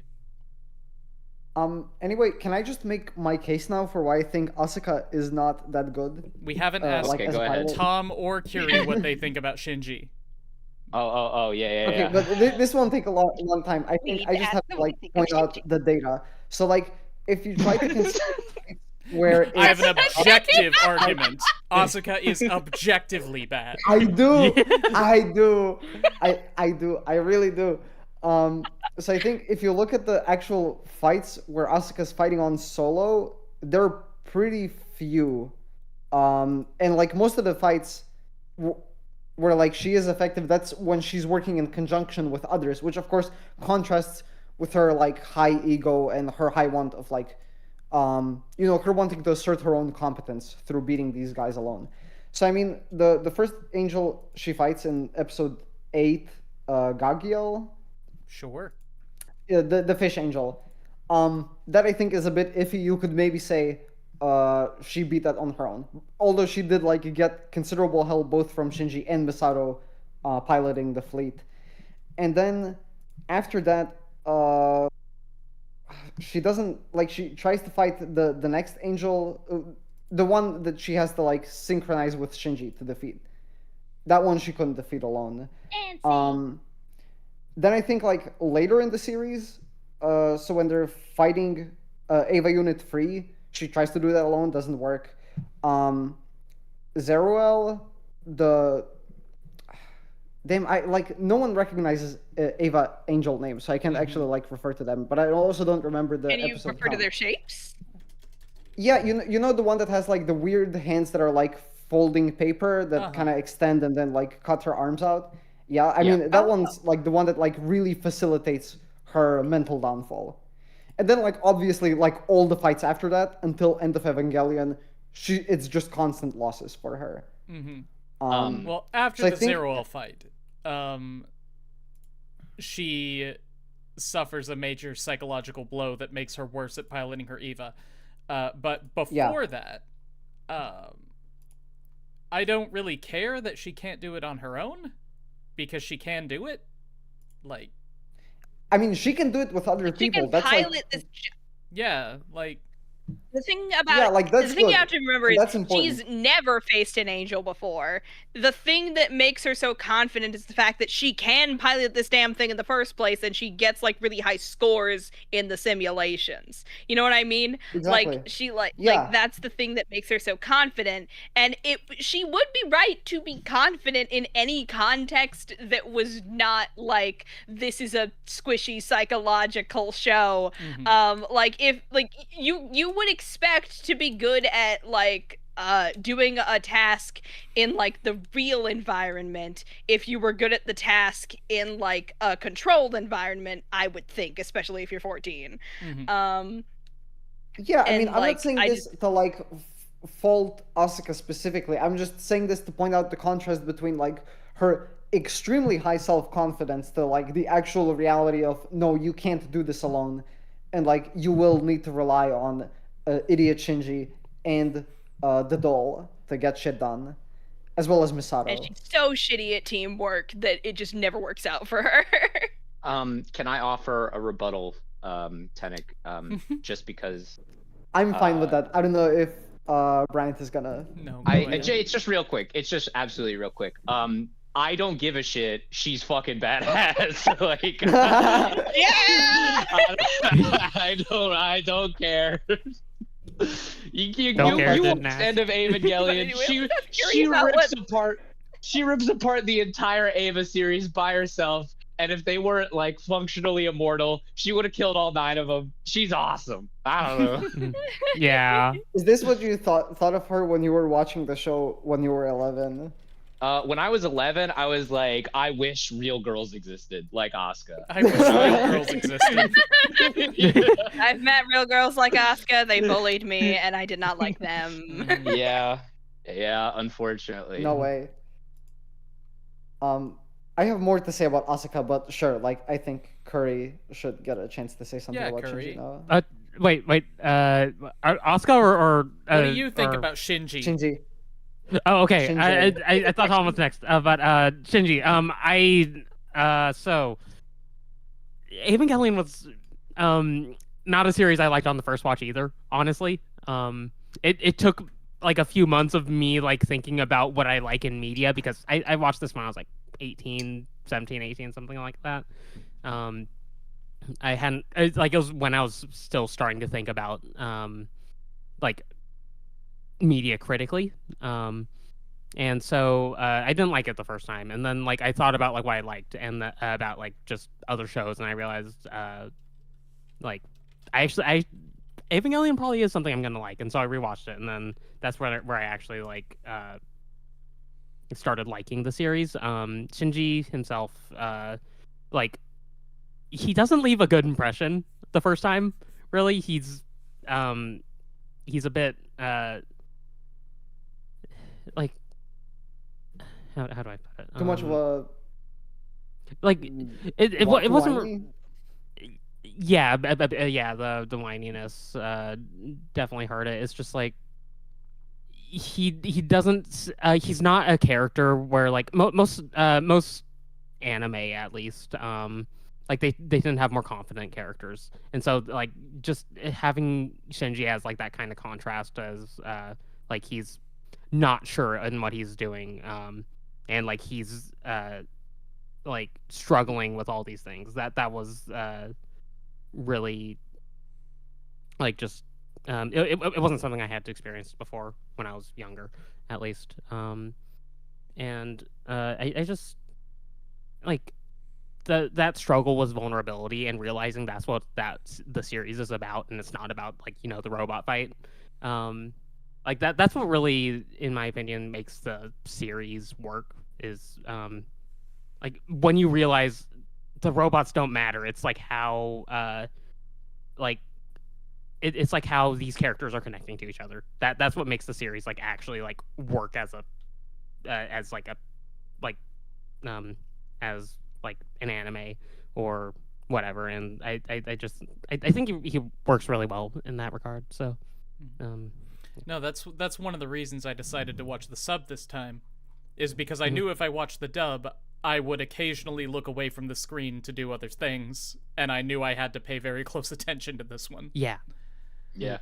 You need to have a very high attention span to understand Shinseki Evangelion. Yep. Well, it's not really the attention span thing, because like with Evangelion, it's just sometimes it's kind of still in a way that anime aren't really these days, you know. Like it doesn't try to grab your attention. It expects you to be watching it, you know. So Yeah, oh my gosh, that reminds me. Sorry, like, no. I said this, I think, in the chat that I really loved how like, this was like a common thing in '90s anime and everything, but like, I really loved how no episode had a cold open. Like, I realized watching this, I don't like cold opens. I don't remember that at all. I don't remember any of them having a cold the open. backstory episode. The one on the one where we learn about Dr. Yui Ikari. Oh, I see.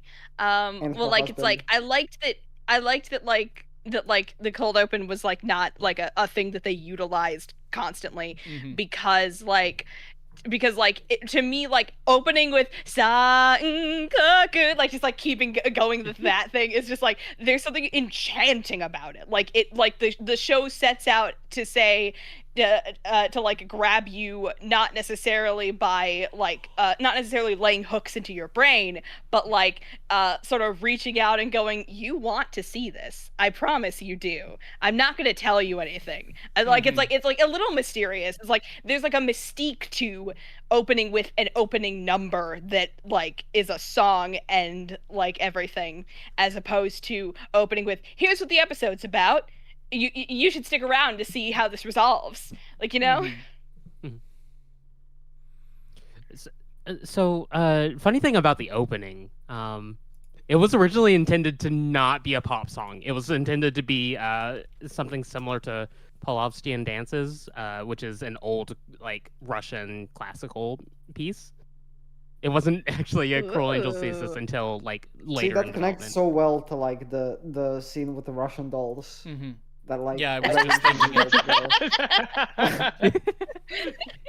I heard the editing for the opening was considered like just like crazy at the time. Like it was just so, the amounts that they packed in was just unlike like other openings of the time. It's so busy. Yeah, and now we're like, yes, excellent. I love how busy it is. It's amazing. I love when shit's busy. Like, well, it's so busy, nobody but me noticed the clap. Like, you will get sensory overload. Well, you can definitely see the influence in some of the other shows that we were talking about as being influenced by Evangelion earlier. Like, I'm thinking about Tank a lot. Yeah. Because, like, if I remember correctly, most openings of the time are basically clip shows. Like, this is what is going to happen in our show, which makes perfect sense. And then Evangelion, as it is wont to do, did something that didn't make sense, and it worked great. So neat. You know, while we're on the topic of the OP, I want to say it, like, the first half especially kind of reminds me of Paranoia Agent, in that, like, it's the kind of OP that doesn't tell you anything about the show, what it's about, but it gives you the vibe of the show really well. It is a whole lot like the Paranoia Agent OP, huh? Yeah. Wild. Yeah, hold on. Let's see. What I want to do is go on Mal real quick. And I want to click this Shinseki Evangelion button and go to recommendations. The number one is Madoka Magica. Madoka Magica. Oh my god, what a list! Associating. What a list! Young people fight battles against powerful beings they don't understand for reasons they don't understand. Suffering steadily increases as the story progresses. Surreal landscapes are experienced. We have Madoka Magica, Serial Experiments Lane, Darling in the Franxx, Well, Yeah. I think mean, it's that more one's that Darling in obvious, the but Franks why? is being recommended to Evangelion rather than the other way around. Well, these are the recommendations for Evangelion fans. This is on the Evangelion list. Well, yes, but like the way Mal works is that whichever way you do it, they both show up on the recommended. Mm-hmm. So I'm pretty sure it's people like who watch Darling in the Franks and like, oh yeah, you should watch Evangelions You instead. should watch rather than Evangelion. people... It's this, but better. Yeah, And I thought This that was back good. when I believed Evangelion was trash through and through. yeah. Dang. Next Greed Month, we're gonna watch Darling in the Franks. Oh God, no. We're doing another green now. Yeah, every month from now on is Greed Month. We've got Attack on Titan, Revolutionary Girl Utena. Revolutionary Girl Welcome has to the 49 NHK. episodes. Like, What if we I just made guess. this the One Piece club? Anyway, I'm getting us off track. No. Future Diary. I think would. okay. His and her My God. circumstances. Let's go. Oh, well, okay. His and her circumstances I know is it had the actually same just an director. That's just Anno, yeah. Like, it's because that's what Anno made immediately after Evangelion. And it still kind of has some of the like what he was trying to do with Evangelion in it. Wonder Egg priority. We're gonna get I there think it's- someday. I've I actually think it's meaning just to recommended rewatch shows One Egg with Priority. psychological elements. Mm-hmm. Oh, you mean shows? Like, if it has anything that has anything to do with like any psychological element, Mhm. like yeah, people are gonna refer back to Evangelion. Anyway, For, you know. let's go back to some interesting things to talk about, like Asuka Langley Soryu. Yes. I Asuka give Langley some for additional you. thoughts on Shinji before we move Yeah, on. go ahead. Yeah, so towards the start of this conversation, we talked about how like Shinji is kind of a weak protagonist.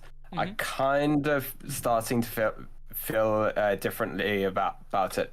I think the series is about Shinji finding his agency within the show, because towards the beginning he didn't have a lot of energy and he was passing because he had to, and because of that he wasn't a very good pilot, and he as he's forced through these battles, eventually he goes off, he goes and leaves, he's fired, but then he as he sees, you know, the chaos and the wars and people losing their homes, he comes back, and you know the whole ending is about him, you know, realizing the worth of God. I don't even know to be honest, but it's Existing with other people and intimacy. yes. That's the answer to every But- Evangelion themed trivia Well, it's question. also about the main thing with the ending is about individuality, isn't it? Because it's Shinji's rebuttal to the Instrumentality. Instrumentality. the Instrumentality project, which seeks to unify everyone. But there's beauty in people's individuality. Well, it's about the balance, What it- right? Yeah. Well, I think a thing that I think a lot of people don't talk about is just the idea of escapism. Mhm. Like, why is the Human Instrumentality project even there to begin with? Like, people are trying to escape their problems, right? This is one of the reasons why, And so they want to disappear into other people. like, I don't think paranoia that makes agent. a lot of What do you? I mean, Yeah, but it's finish, please. especially in like end of Evangelion. I think they make it like abundantly clear. How many times like has it just been drilled into Shinji, like, don't run away, don't run away, don't run away, don't run away, and he's being told this by like Misato, a character who is like born and bred to run away. Like, she is telling him like, don't be like me, essentially, right? And the Human Instrumentality project like is just, hey, if you fuse into all these people, into the rest of existence, you lose yourself, right? That's just you running away from yourself. You have to learn to love yourself. You have to learn to don't kill yourself. The anime. Come on, guys. Like Well, I mean, like literally, like in the last 2 episodes of like the series proper, like it he literally says, maybe I can learn to love myself, and that's just kind of like because they ran out of like time or money or whatever. They ran out of time. Well, they didn't. I was actually fairly happy with how the ending came out for the actual show. Mm-hmm. I thought it was but I actually and prefer it to the ending of End of Evangelion. I thought it was really lovely and interesting how it went from like this is grounded in these things are probably happening and these things are probably just like things that are happening inside of the characters' heads into the universe is breaking down because the Human Instrumentality project has happened and now it is down to Shinji realizing that he can love himself.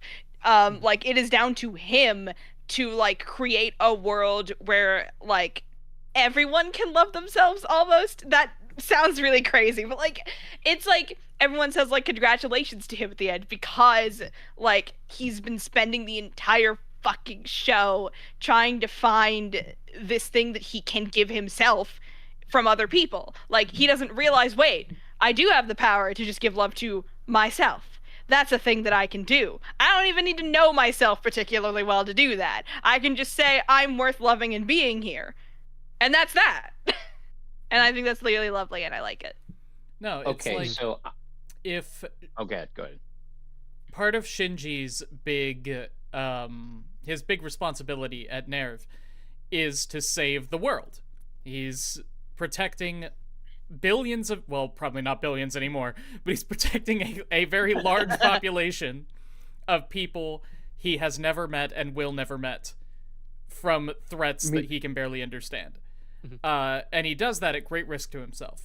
So if Shinji is saying, people I do not know and will never know are worthy of my love and effort, I do know myself, so surely I have a leg up on them. Why can't I love myself? Like, why can't I extend that same grace to myself? Yeah. I don't know. I think it makes perfect sense. I don't think that's the... Yeah. I don't think that's really the angle they went for, but it is... Yeah. It's a read, and I like it. I think it is. I feel like it is. I don't agree. No, I think Shinji comes to love himself on a more, like, personal and specific level than just a philosophical one. Like, he's taken the steps there. No, yes. Yeah, but I think it's both. I think the idea of, like, philosophically thinking about being able to extend love to other people, even the ones you don't know, and then being able to turn that on yourself to make it personal, right? I think, I don't know. I feel like that was the point. But before, just because we mentioned it, I just want to go on a brief tangent about the production, because I don't think we've talked. I mean, I don't know if we're gonna get to it. We haven't talked about it really. But like, there's a lot of like myths around the production of Eva about like, oh, they ran out of time, they ran out of money. I mean, it is that, but it also isn't. Like, they scrapped like an entire like episode and a half because of there was like some type of like terrorist attack. Yes. That had resembled something too close to the show at the same time. And they were like, like, we can't make this. So what happened was there was a terrorist attack on a subway, which was going to be in the show. Like, not exactly like a subway, but it was like on NERV headquarters, and they had to cut it completely. Because it ended up being a bit similar. And like, Anno was happy with the ending because they got it out, but he explicitly says, like, yeah, the ending in my head looked closer to End of Evangelion. That's one of the reasons why they were making that movie, right? You can see in preview clips from, I think it's episode 24, shots that ended up being in End of Evangelion that were not in the show themselves, right? I think those were from I like heard, one like, the The end of Oh. Evangelion was made in response to fans hating No, the that's fact also a that myth. humanity got to. No, staff. mean- The staff had already said that they had like.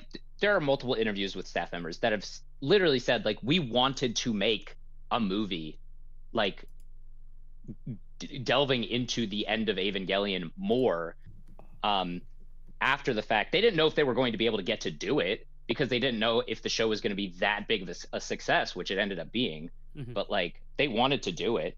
And that's why I've always thought of like the end of Evangelion as like a companion piece to the ending. I don't think it's a straight up replacement. Yeah, I mean, they best work like complementary with each other. I don't think there's any reason to only watch one of them. Yeah. I mean, I have always hated people being like, oh, well, they ran out of money. Like that fucking means anything.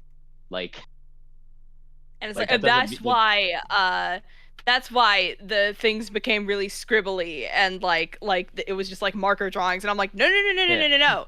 They did that. Maybe they were low on money and that's why they made that specific decision, but also they made that decision to like visualize the idea of like everything breaking down into mush and nothing, and Shinji having to be like, no, I need to like reform my sense of identity from the ground up. I mean, I know, yeah, but like I think it's really cool. Like Anno didn't even want to make Evangelion with Gainax. Like he has said this, like in an expose he did of Gainax after they collapsed like a few years ago. Like he was like, I never wanted to make Eva with Gainax. I thought they were a terribly run company. After, you know, like they had become super corporate, like people were just like blowing money, starting projects that they could never finish. And you know, I wanted to do it with another studio, but you know, I was roped into doing it with Gainax essentially. Like he did not want to be there and it ended up like that. So I think he was kind of justified. Even though I really like the ending. But yeah, that's it. Before we get into Asuka, I wanted to say this as a joke at the beginning of the stream that Tenek was going to give us a 3-hour lecture about Gnosticism. But legitimately, Tenek, do you have any interesting philosophical things to point out in Evangelion? Like, honestly, so as far as like the Kabbalah mysticism stuff goes, I can like, I definitely believe all the stuff they say about how like Anno put in the religious symbolism just because it looks cool. Yeah. Because I don't think there is that much to it. Like the idea of instrumentality, you can kind of relate to like almost any kind of monist spirituality, I guess, including Kabbalah and like the idea of the restoration of the world there.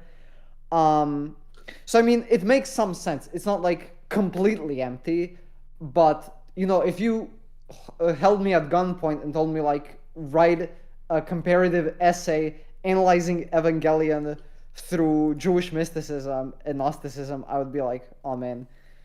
Unification is a big theme in Buddhism, but I really like Anno's take on basically talk because before I watched Evangelion, I was like super down with the idea of like unification. People need to be sort of realize how much they affect one another and treat people more as a collective. But the show really showed me like the benefits of individuality within that collective. But yeah, that's all I got. Yeah, but I mean, I do have actually a bit more to say. So like on the spirituality, I don't think there is that much to say. But I think there is like, so I mean, obviously a lot of psychoanalysis that I kind of believe there is more to say about. But also like, I don't know that much about it. And I think it's like largely straightforward. Like, yeah, your mother is very important for socializing. And like, your relationship with your parents matters, that kind of thing. Yeah, there was but I think there was just the dialogue like dump in the last two or three episodes where they just like broke down every single main character in the show. Was just like a lot of it went over my head, but it was so cool to see. Yeah. But I think as far as like that idea of like individuality and how that relates to instrumentality, I think like you could probably write a good Hegelian analysis of that, because I mean the show's whole idea that like, okay, so the problem with intimacy is that like we want otherness, we want the recognition of other people for them to love us. And that's like what makes something like instrumentality desirable, because like that's where we're rid of like these ambiguities and anxieties over what others actually think, and actually being sure that we possess their like recognition. I think escapism is a very corrupt reason for unification, and that's why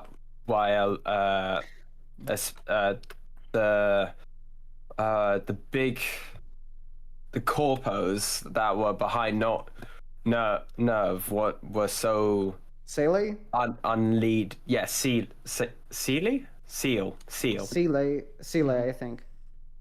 Is it? I've never known how to pronounce it. Seele. Seele. Like the Seele court of fairies. Like the Fae court. Yeah. I don't know if that's intentional or not, but same pronunciation. It probably is. But yeah, they were very, very lost. In the idea, it's almost like rich people getting into meditation, thinking they'll unlock a new appreciation of their self. Is when it's just corrupting themselves. It's escapism. I mean, the Evangelion wiki article lists the pronunciation as Zayla. What? Let's see what German Google translates as as. Zayla. Oh. Seele. Sense, I guess.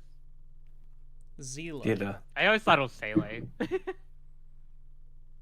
Yeah, German. But yeah, honestly, I have to kind of like disagree with like both the show. I mean, the show does want to like somehow connect it to escapism. I think my idea is that like that's more of an end of Evangelion thing, because that's, I think, Anno kind of getting on his soapbox and complaining about Evangelion fans soying over Eva for like the escapist qualities of a sci-fi show with cool waifus. I don't know about that. I mean, Hideaki Anno is like self-described an otaku. Like, he cares more about otaku culture and like. Yes, that's true, but also like consider more than like anyone else in the industry, like more than any like big production character in the industry. Yeah, it can include a bit of hard love. Yeah, but I think the important thing is like Evangelion is not just like a mecha anime. It all has these like deep psychological aspects, and they are supposed to be meaningful. Like, they're supposed to be things that you think about deeply after a long time, and like that maybe like help you live a better life, you know, in one way or another. So it's like, I think, perfectly reasonable to be critical of fans who only see it for the most superficial qualities of the show. I think that's what he was complaining about.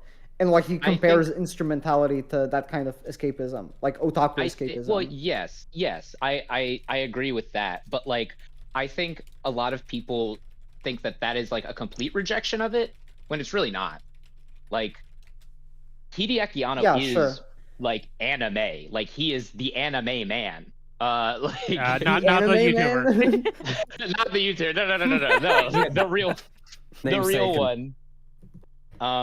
But like, you know, like, it's not just I mean, it's not just like, obviously there is stuff about like escapism being wrong and escaping in like otaku stuff being wrong. I mean, I think that's one of the whole reasons why you have that scene in the end of Evangelion, right? But like, it's more of a critique of himself. at the end of the day. Like, he is Shinji Ikari. Like, he's been very vocal about his personal influence on these characters. Like, also Rei, because Rei is like vegetarian and stuff. Like some of his like habits and such wound up in Rei. Yeah. Wait, is Hideaki And because vegetarian, Hideaki or Anno was is actually a vegetarian? clone of the first Hideaki Anno. Yeah, definitely. We're on like the third one now. He has the soul of his deceased father in him, Mhm. and like It's actually his just the current fact that- the clone of his father has like the soul of the primordial Adam who existed in Antarctica like before humanity became a thing. Yeah, back before the second impact. We all remember the second impact, don't we? Yeah. All the way I back think, in 1999. I was gonna say 2024, but I think oh, go ahead. I mean, oh no, I was just on the Zayla Wikipedia page, and there's a bit of trivia here that says like, oh, a lot of the imagery of the organization is based on the Book of Revelation, which describes the 7 seals and a 7-eyed lamb. And I'm just imagining, like, what happens if they could only find, like, 5 guys who were super into this instrumentality burgers and idea? fries? Like, they decided on the imagery of the 7-eyed lamb and the 7 eyes and the 7 seals, but there are only 5 people who are actually super into the mission that they want to do. And they're like, damn, we gotta find 2 more. yeah. Well, just Ted, your cousin was kind of into fries, the you know? whole instrumentality idea, right? Well, Yeah, there's I gave him 12 my of them, business card. He hasn't so- called me back. I don't know. So there's 12 of the Zele guys. I think it's supposed to be like a reference to the 12 apostles. Well, the Seems like the most angels obvious in parallel. in the Japanese, not in the translations, they use the word apostle instead of the word angel, Yeah. which is But- interesting. Bring There's the good 17 news of of the them. third impact. Yeah, and that I might think- be a Gnostic thing, I don't know. But like there's a Yeah. a moment when Shinji says something like, we use the word angel to describe these things, a messenger of God, but they don't use tenshi, which is Japanese for angel. They use a different word, which translates more closely to apostle or herald. Yeah, I guess it's just that. Yeah, like a herald. Mm-hmm. I will say, like, maybe one thing that would be good to say as far as the angel lore goes is like Adam specifically. Adam is not supposed to be like Adam the man. It's supposed to be Adam the man of light, like pre-exists anything earthly. They may not be And that's like a Kabbalistic directly concept. called angels, but their names are literally directly taken from angels. Mm-hmm. No, I do know that much. Well, But- I think So I think it's hearkening more to like the Judaic idea of like multiple gods, Mm-hmm. of like that it's not prevalent in like our, like especially in like America where we're super monotheistic, but like people do speculate about the idea in the Bible of like there being multiple gods and those gods being actually the angels and them being heralds of whatever the fuck. Like, Well, the original, I say the original Hebrew people, like there's actually a starting point. But Yeah. like ancient Hebrew myth, the Hebrews are henotheistic pretty clearly. Like yeah, they acknowledge But that there are also- plenty of gods, but this one is ours. This is the good one. yes, Like, This one is ours, and well, he's the that's- most important one. mhm. Yahweh or coolest. Atanai or whoever Mhm. whichever one you want to call it. But like, yeah, we're that God's I people. am. There are Yeah, other we're gods. that They have ones. other people. We'll kill them all. yeah, and then he just so ended up being the most important one Mhm. for inexplicable reasons. Well, they killed them all. They did. Shush, hush, hush. We don't say the quiet part out loud, okay? Every other god is dead, maybe. I do feel like I need to point out that was a very surface level joke. I'm not digging into history or religious philosophy there. I just thought it would be funny to say they killed them all. yeah. I for one desire to but- say kill them all. Tom, I don't think like you're wrong on a historical level, but the angels are named after like actual apocryphal angels. Mhm. These aren't like biblical. Yeah. Yeah, no, I don't know anything about extra biblical angelology, but you should listen to Apocryphals. Oh, I think I hate to say this to Jam specifically, but you'll have to tell me more about that later. Wait,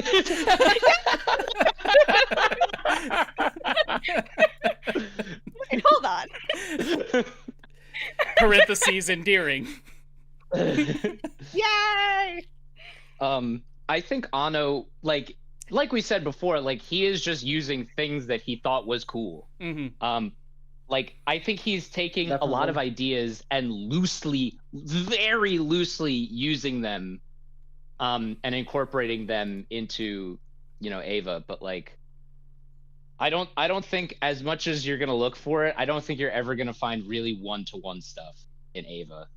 Like, I thought it was really interesting when they were like the first day, the second day, the third day, time jumped to the 30th day, and I was like, what? I thought they were doing like a 7 days of creation thing, and then it goes to 33, and I'm like, oh, they were referencing the 3 days in the tomb, actually.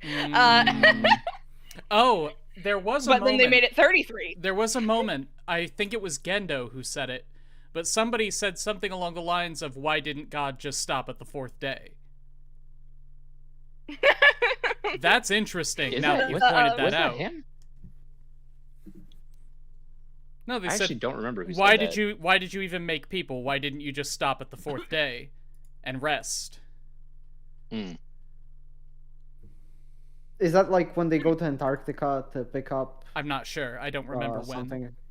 Yeah, I don't remember. Let's That see. sounds if like Google a can help me. conversation Stop at the 4th Gendo day, had, yeah. Evangelion. 4th impact. You have like the entire script of the show. 4th?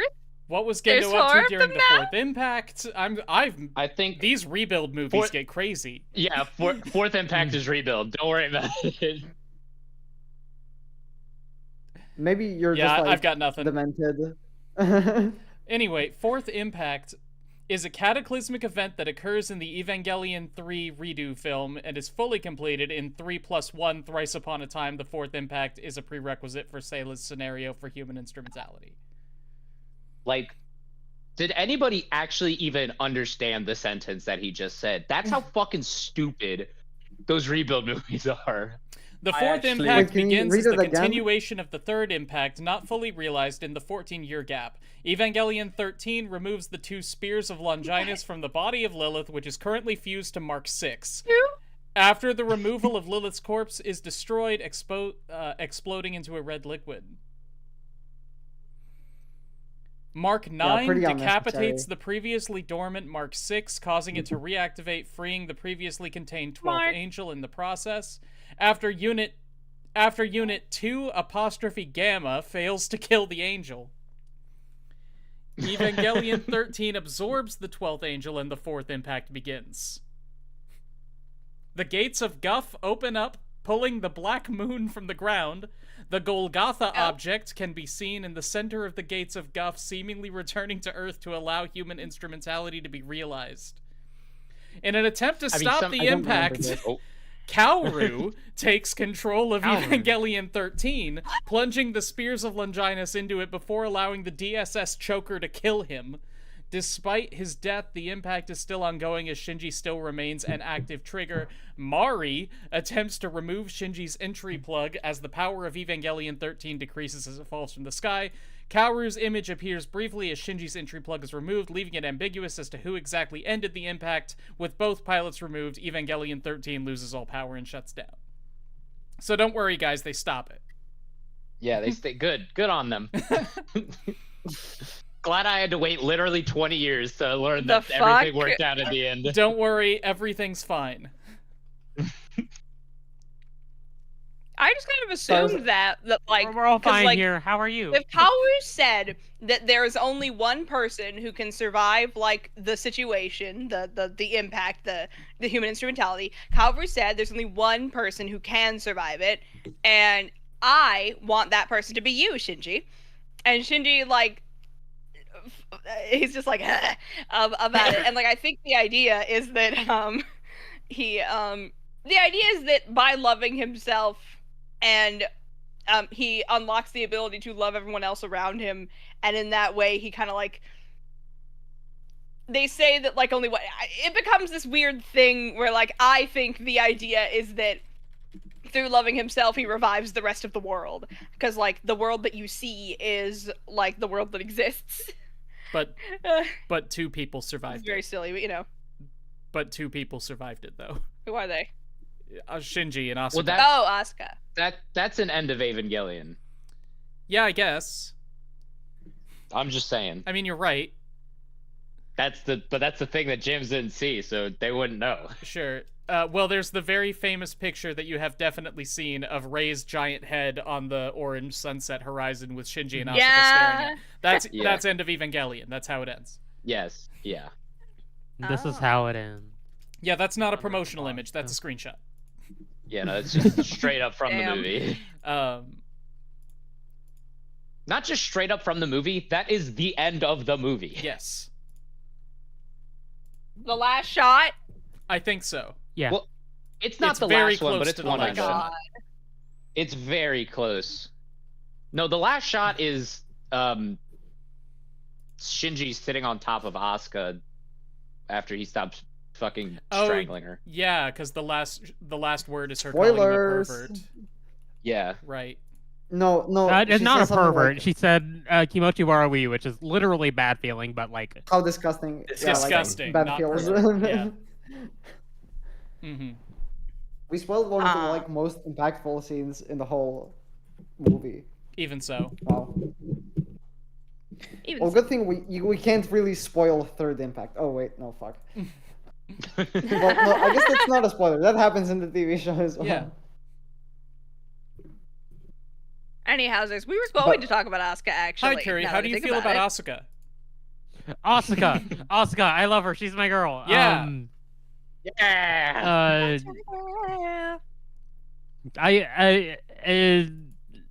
Asuka. There is a point in my most famous YouTube video where I say that Neon Genesis Evangelion handles teenage characters exactly as well as Sword Art Online Abridged does. And I'm talking about Asuka. Asuka's great she as a character. She is such a teenage girl. Yep. Yeah. With Asuka, my brain is failing to comprehend things for a second. Asuka was also considered as a boy at one point. Asuka's a teenage woman. Thank you very much. It didn't like get far, but like they considered having Asuka be a guy as well. Mm-hmm. I'm pretty sure. Well, you've got to keep the ratio, 1 to 2. Oh yeah, 1 to 2, yeah. Mm-hmm. But Asuka, I think her confidence and her completely losing it over the course of the series is like one of the best aspects, honestly. Absolutely. Like just like how far that like kind of persona can hold up is just an interesting thing to explore. I really love her relationship with Kaji. It's weird and not cool, but in like an interesting way. It makes so much sense for her. Yeah, it's as absolutely somebody, fascinating. As somebody who despises being a child. Mm-hmm. Like, it doesn't make complete sense that she would throw herself on him so much. Well, it's also it's another instance of her girls not in my winning. middle school were thirsting over this one specific teacher, and it's just like constantly. So like I saw her doing that, and I'm like, yeah, that's a normal teenage girl thing to do. Yep. No, it's the. Wait, you saw that happen in the high school? In my middle school. Oh, even better. I love her relationship with Kaji because it's the first example of yes, Church, you did miss something. You missed the first 2 hours of the stream. I love her relationship with Kaji because it's the first example of her having to face failure. Yep. Because she's going after a goal that she can't reach, but she doesn't want to admit that she can't reach it. And so that goes to the scene where she's hanging out with Shinji, and she's like, "Hey, do you want to make out? Because I'm bored." But it's not because she's bored. It's because she can't get Kaji, and she is, she needs the self-confidence boost of knowing, like, at least disgusting idiot Shinji is here. Yeah. Horrible way to look at a person, by the way. Totally, yeah. Oh, you said horrible way, and I was like, I thought you were sarcastically saying normal way to look at a person. Totally normal. It is for a teenager. Normal way to treat people as like objects, you know.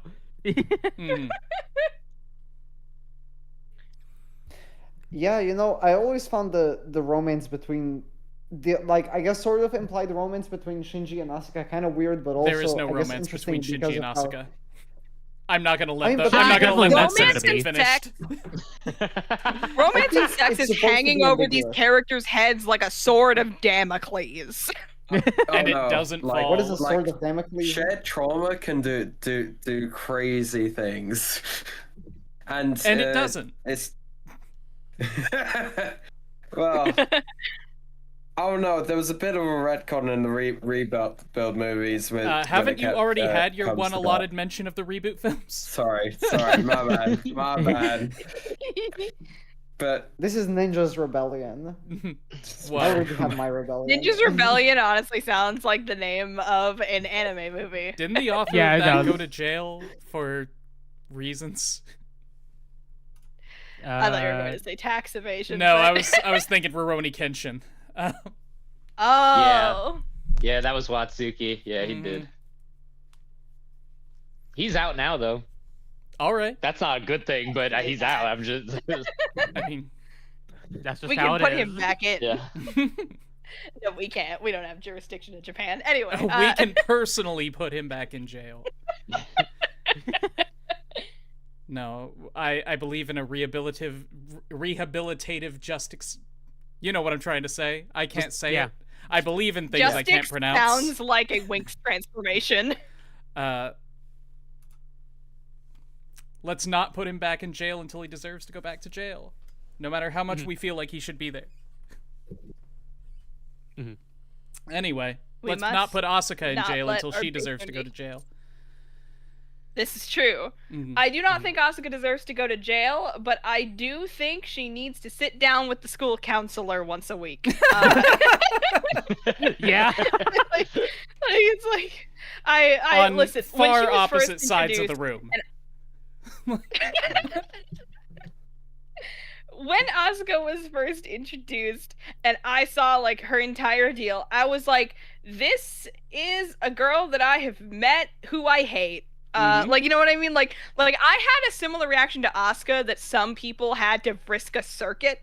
And that makes me Vriska sad. Circuit. That makes me sad, but I totally get it. Vriska Circuit is a Homestuck character who's very controversial, but it doesn't matter. But it's like I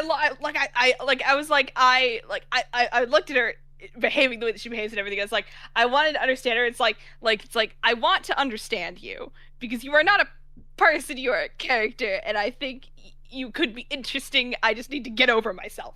And that was my experience of Asuka for all of the show, basically. And it's like, I guess it's this song keeps popping into my brain. It's like there's this song by Leanna Firestone called Becoming Unbecoming, where it's like the bridge, it's like Becoming Unbecoming is about gifted kid burnout, and it's like the bridge, where does it go? It's like it's like, they used to call me smart, call me bright, call me gifted, and a part of me took pride in reading faster than other kids did, because when things were standardized and I was timed and I was tested, then I could prove that I was worthy of love and attention. And like that is just Asuka, like so are you. That's just her. That's her entire deal. Yeah. But not really. There's more to her, but you know. A lot of her character is explained by her experience with and what happened to her mother, and how the connection between her and her mother ended. I find I have a lot of sympathy for Asuka and the way she behaves, as much as I'm not a fan.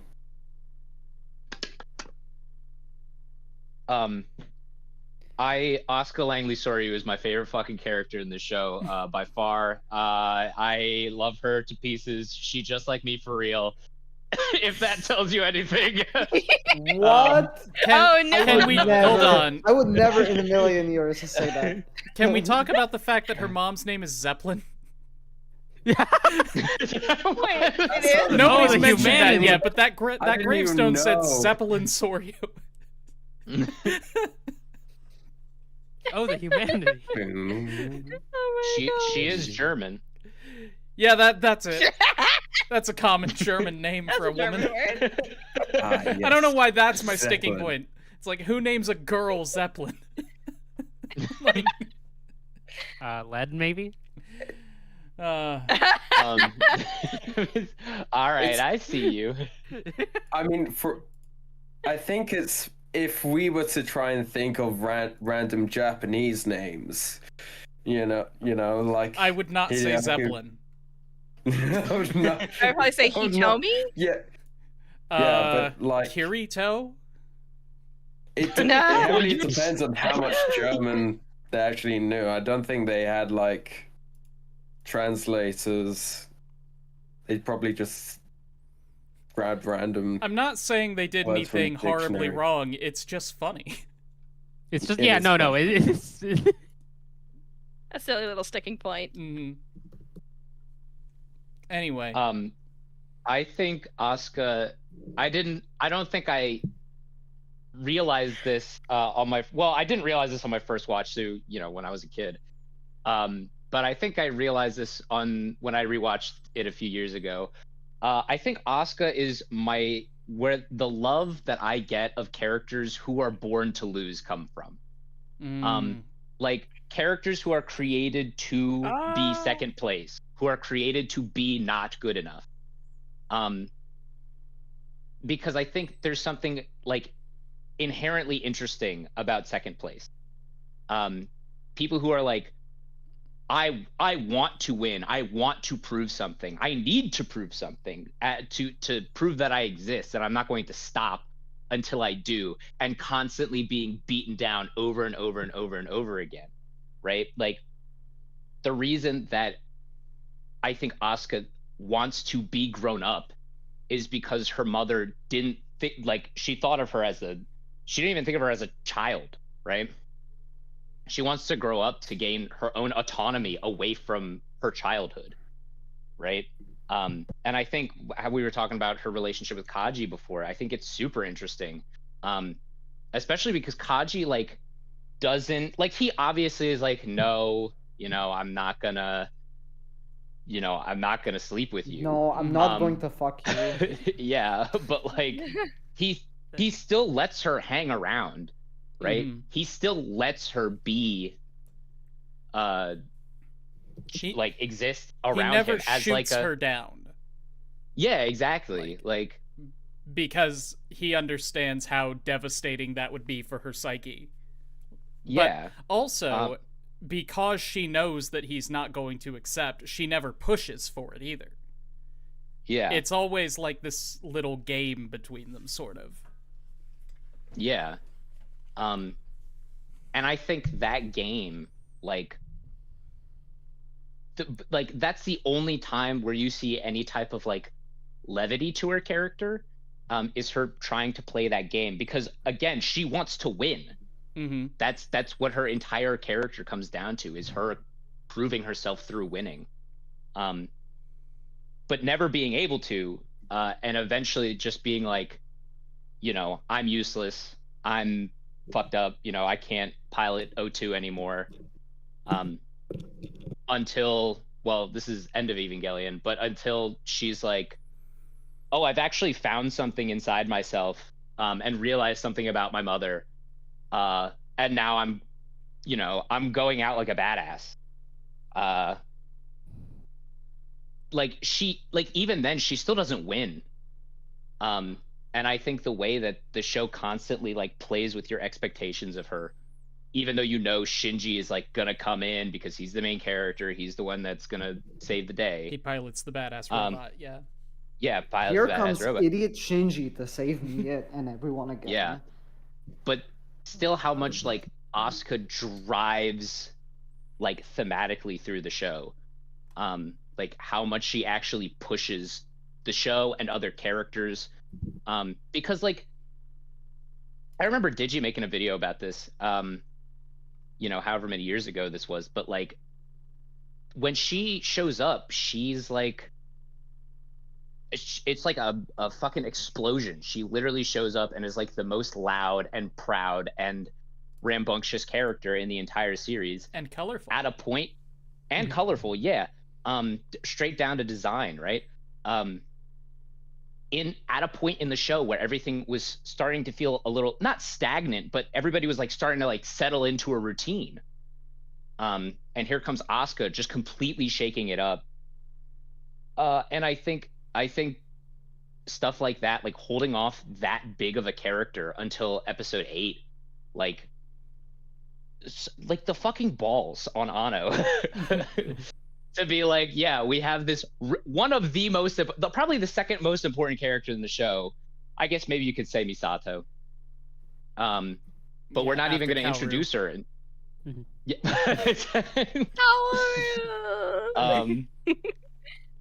But we're not even going to introduce her until, you know, like a quarter way through. And we, like, Bryant, you said earlier, like, there is no romance.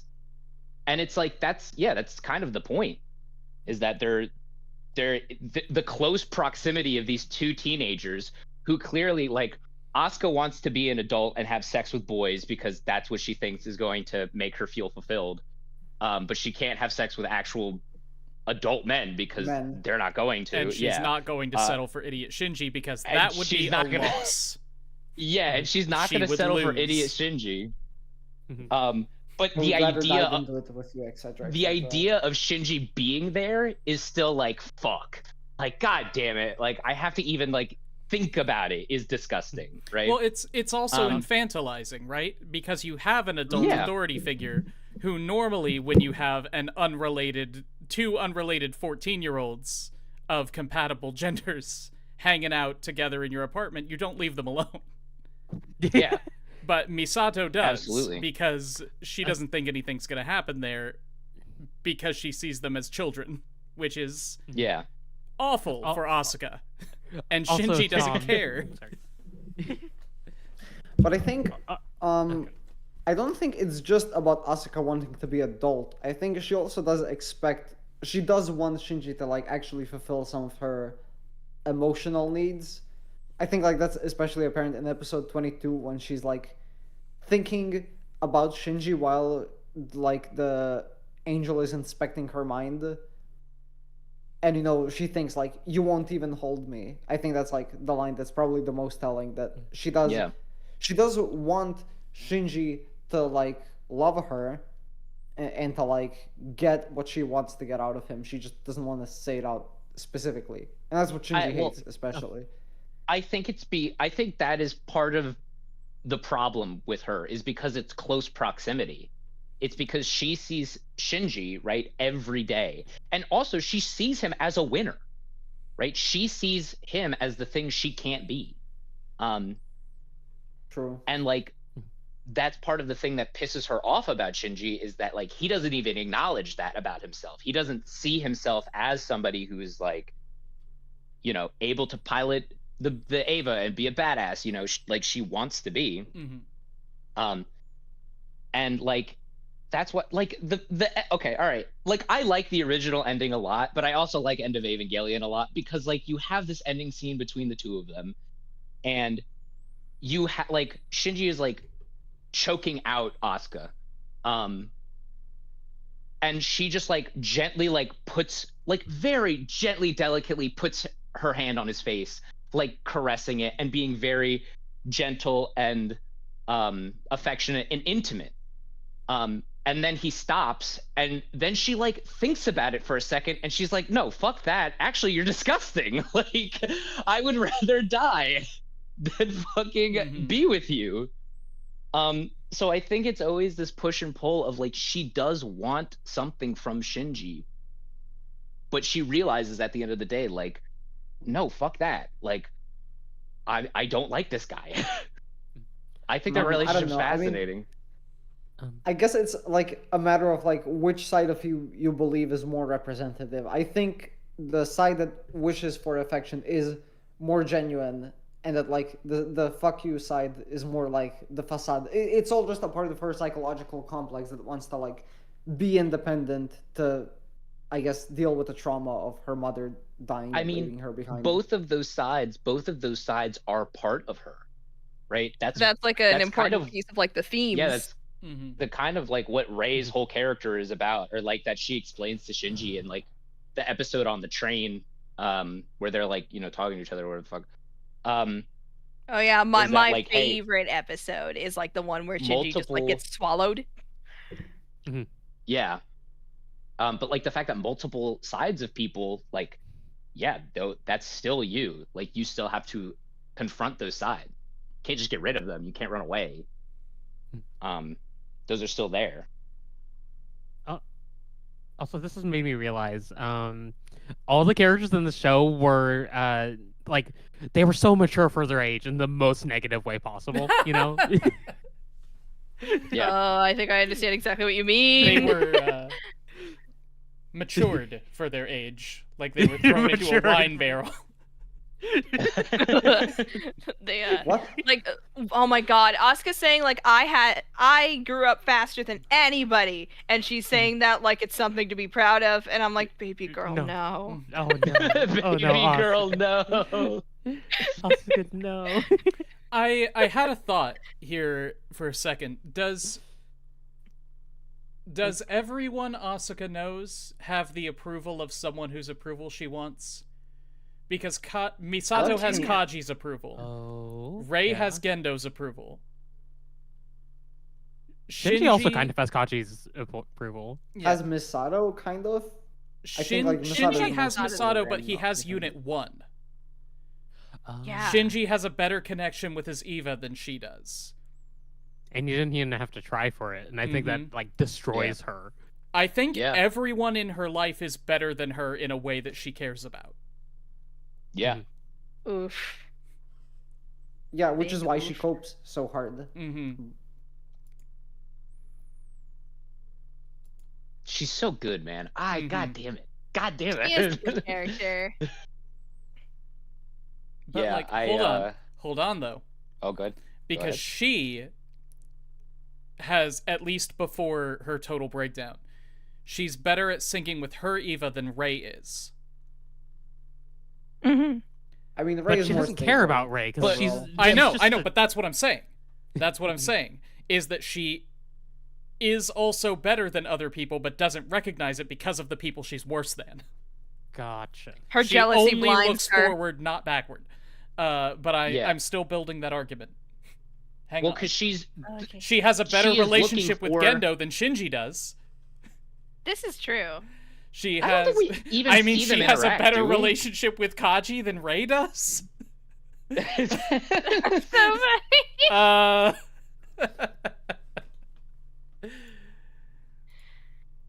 think it's... Yeah, I think the fact that in every facet of her life, like, I don't know if you can find like a second, like that type of like second role of like, oh, she's better than, she has a better relationship with Gendo than Shinji, because I don't think we see them interact. Well, 0 is better than -5. I guess. Yeah. No, I think you're right. I think I'm talking out of my ass for that second bit. Yeah. I just don't know if we can but yeah, every aspect of her character that she cares about, that she wants to be the best in, she can't be. Mm-hmm.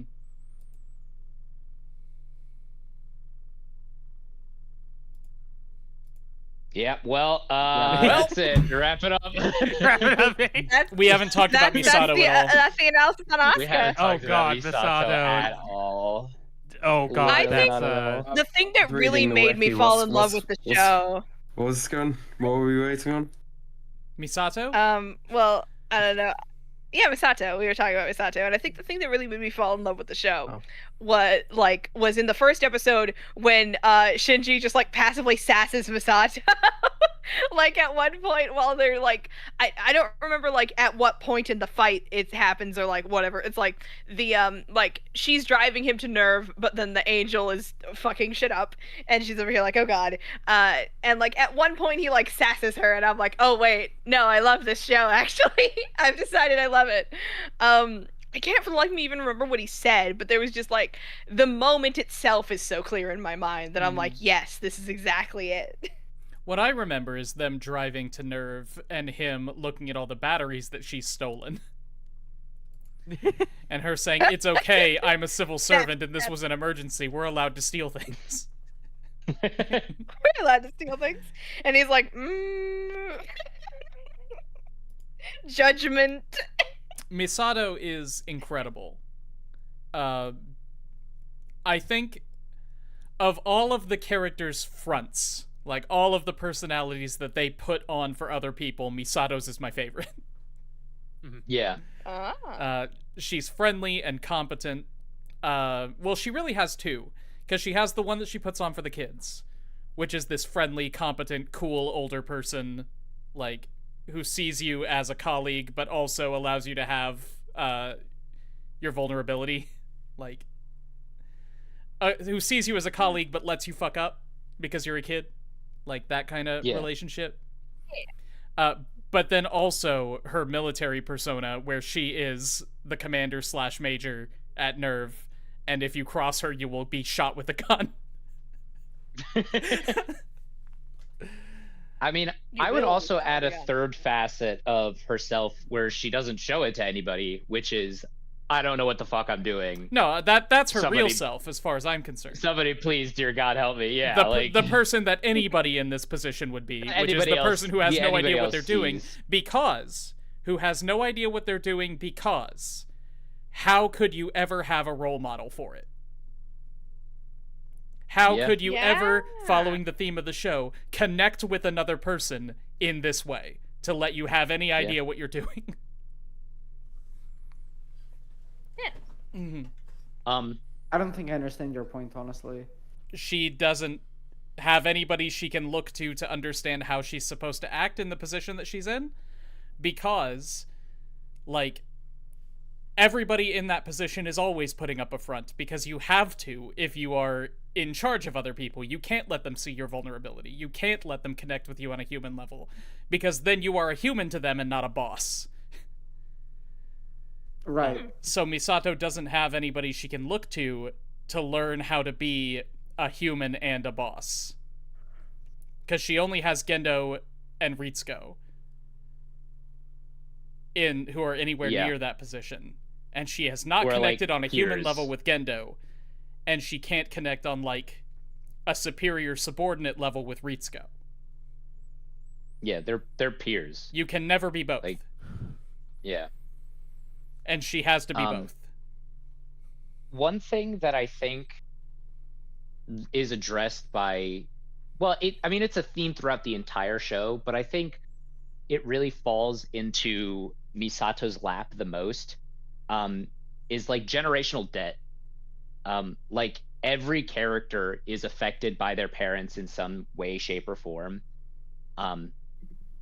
And the reason why they're there doing the things that they do is because of that. You know, Ritsuko with her mom, you know, obviously Asuka and Shinji with their parents, like, but Ray. Misato is like,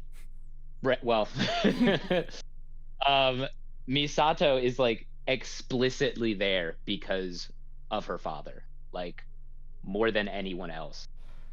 And I really like the way that the show delves into like her searching for her father in Kaji, but also like trying to completely reject everything that he was working for while not being able to, because she's working for the same fucking companies that was doing the whole project, the Ava project, to begin with.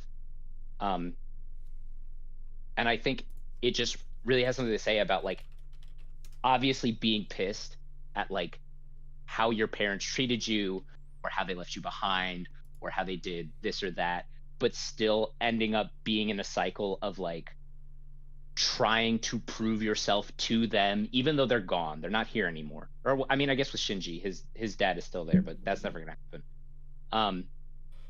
Like trying to prove yourself to them, even though you can't. There's nothing there. You just have to prove yourself to yourself. And I think the way that the Misato handles it is, I think, the best in the series. Mm-hmm. Yeah.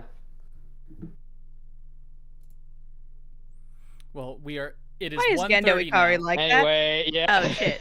It's 1:30 now. We have time to talk about maybe one more big thing. If anybody has any suggestions. I mean, I wanted to make more remarks on Instrumentality. Mm-hmm. I have like some things to say. I don't know like if it's gonna spawn a discussion.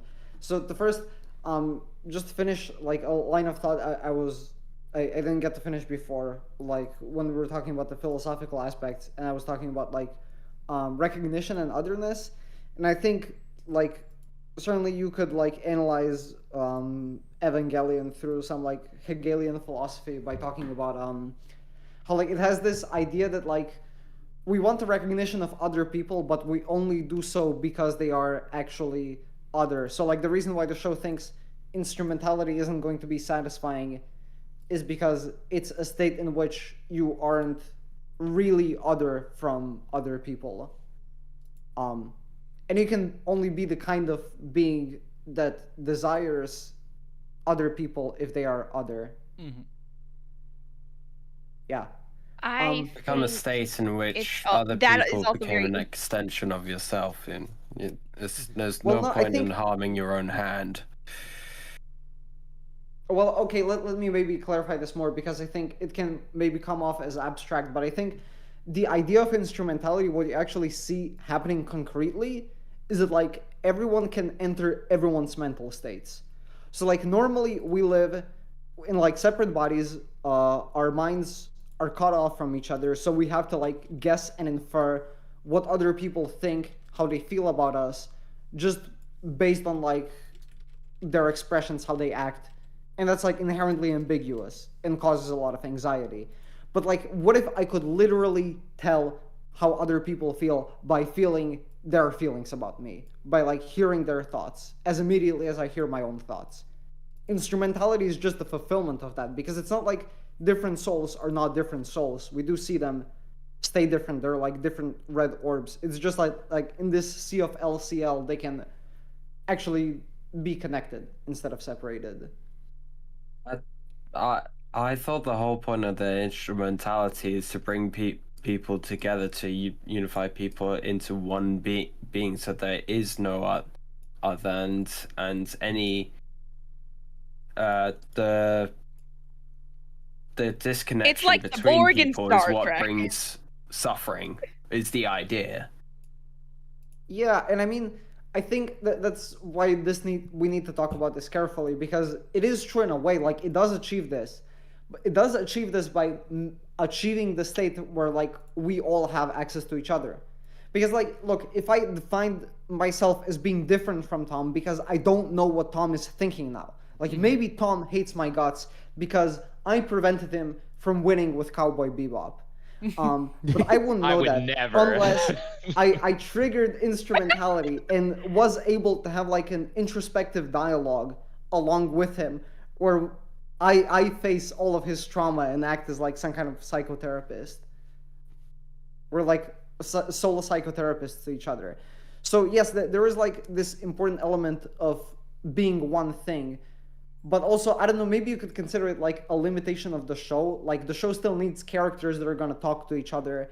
And, like, if it literally was just one being becoming one being, then you would just have that one organism be the only character left. And you couldn't have, like, Shinji. Have you never had, like, internal wasn't Ray the culmination of that, or what Ray became the big Ray? Because Yeah, Big Big Ray Ray is wasn't like- Ray. So Big Ray is the being that generates the anti-AT field that like dissolves the boundaries between individuals. She's the one that makes it possible for there to be this like conglomerate, like this space Right. where everyone Yeah. can like She's hear and she's each other. the catalyst. Kind of, yeah. Also with Instrumentality, like I think part of that goes back to like the Hedgehog's dilemma, like in terms of like how the series views it, because it's like the AT fields are the spikes we have, and otherwise we would be like exactly next. Literally the boundaries we set between each other. Yep. I'm thinking it's a little more complex than that, because it's like, if you think about what the show is saying about like the difference between everyone being mushed together in a primordial soup and everyone being distinct individuals, is that there is actually a lot of value and beauty lost to the ability for individuals to create like new worlds for like themselves to like look out at and interact with. Because if everyone is one thing, then there is like no distinction. There's like everything is like a flat paper background essentially, and like there is no like, when everyone like melds together successfully, then everyone fills in every gap and there is just like a perfect sphere and nothing happens, and there is like there's only one kind of thing. It is only one thing. And because it is only one thing, it can't be any of the many other beautiful things that can be. If there's only one person, you have no one to share with. Yeah. Yeah, I mean, that's definitely like... I think the TV ending does want to say something like that. Although there, I think it's maybe a bit more... I felt the TV ending was bringing back the individuality. Like, it's it's allowing people, if they so please, to take back their individuality and become human again, to which they do. But I don't know. And end of Evangelion was where they did not do that. No, I don't think it's different. I think it makes more sense if you view it as like having like a different view of the same situation, or like rather the kind of dialogues that happen in the TV ending are what becomes possible after Instrumentality happens in EOE. So that's just like what provides the context where everyone can talk like this and immediately understand each other's feelings on their experiences while they were like still human, still like in separate bodies. Oh, so yeah, I think so. I thought that whole bit where the whole, like, towards the end of the series where they are talking to each other in this sort of dreamlike state, I didn't consider that part of the Instrumentality project. I considered that sort of author narrative, a sort of a unique way to actually make some conflict and explain these characters. But no, they do explicitly say that the third impact has happened. Like, Instrumentality has happened. That's like at one point in episode 25. Yeah, but I'm not discounting that the third impact happened. I'm discounting what Shinji's each character's conflict, and that the voices around them being due to the more due to the Instrumentality projects, more so than just clever narrative state. I don't have the right word for it. The end of the show is what is happening in the Instrumentality project itself. End of Eva is what is happening in the outside world. That's kind of all it is. Like what's happening in the actual physical world while everyone else is dealing with, you know, the instrumentality. Like there's some discrepancies. Like when did Shinji experience all the stuff in the Human Instrumentality project? Because it kind of seems like in End of Eva he just wakes up, and then Rei is talking to him, and he's like, oh, I don't want to be here anymore. But you could say it happened like before that. Immediately, we don't know. Like goes back on himself from the congratulations scene. No, I mean that yeah, like it is the congratulations scene, but just in a different way, because both of those scenes are trying to accomplish like him saying, I want to be an individual. Why the fuck would it go from him like realizing the beauty of individuality and realizing his own agency to immediately strangling Asuka? Well, the strangling of Asuka is him being like, I can't fucking stand that scene is mostly thematic. It's a thing of like, I literally hate this person. Like, I can't fucking stand them. And sometimes as human beings, we're just like, oh my God, I can't deal with you. I want to strangle the fuck out of you. Right. And then him through the connection that she gives him through touching his face, he realizes like, you know, also because the apocalypse is happening around him and he's like freaking the fuck out and he's 14. Right. But he's like, right, this is what I wanted. Did you really hate Asuka that much? I mean, in their scene in End of Eva where they're like arguing with each other in their room, or in like the I don't remember that argument being that bad. Mm-hmm. It's not an argument to strangle someone over. As someone who has been bullied by someone very similar to Asuka, I too would wish to strangle them at the end of the world. He's literally like saying like, help me, please, Asuka, like begging her to like help him and be there for him. And she's like, you're a piece of shit, fuck you, and just berating him. Like, you don't care who it is. There's a part of Shinji that is going to snap eventually. I do think that but having that snap right after like realizing his own fucking agency is so corrupt. No, I think that scene because there's two different times where he strangles Asuka. I think that first scene where they have that argument is before the congratulations. At least I would think so. No. I don't know. Well, no, that's why I'm saying the end of Eva, because like the congratulations scene happens within the Instrumentality project, and they end up on the beach when they come out of the Instrumentality project. Yeah, that's the second time he strangles her. There's a first time that he strangles her in the Human Instrumentality project. I don't think that's actually her. I think that's his idea of her. Yeah. Okay. I would probably say that too, but who knows? Yeah, I guess this is like a part that's really up to interpretation. I would say like it is Asuka in Instrumentality. They're just talking because they can. No, I don't think it's even in Instrumentality, because that scene happens right before Third Impact, and that's the scene that causes it. And Asuka at that point has already died. Oh wait.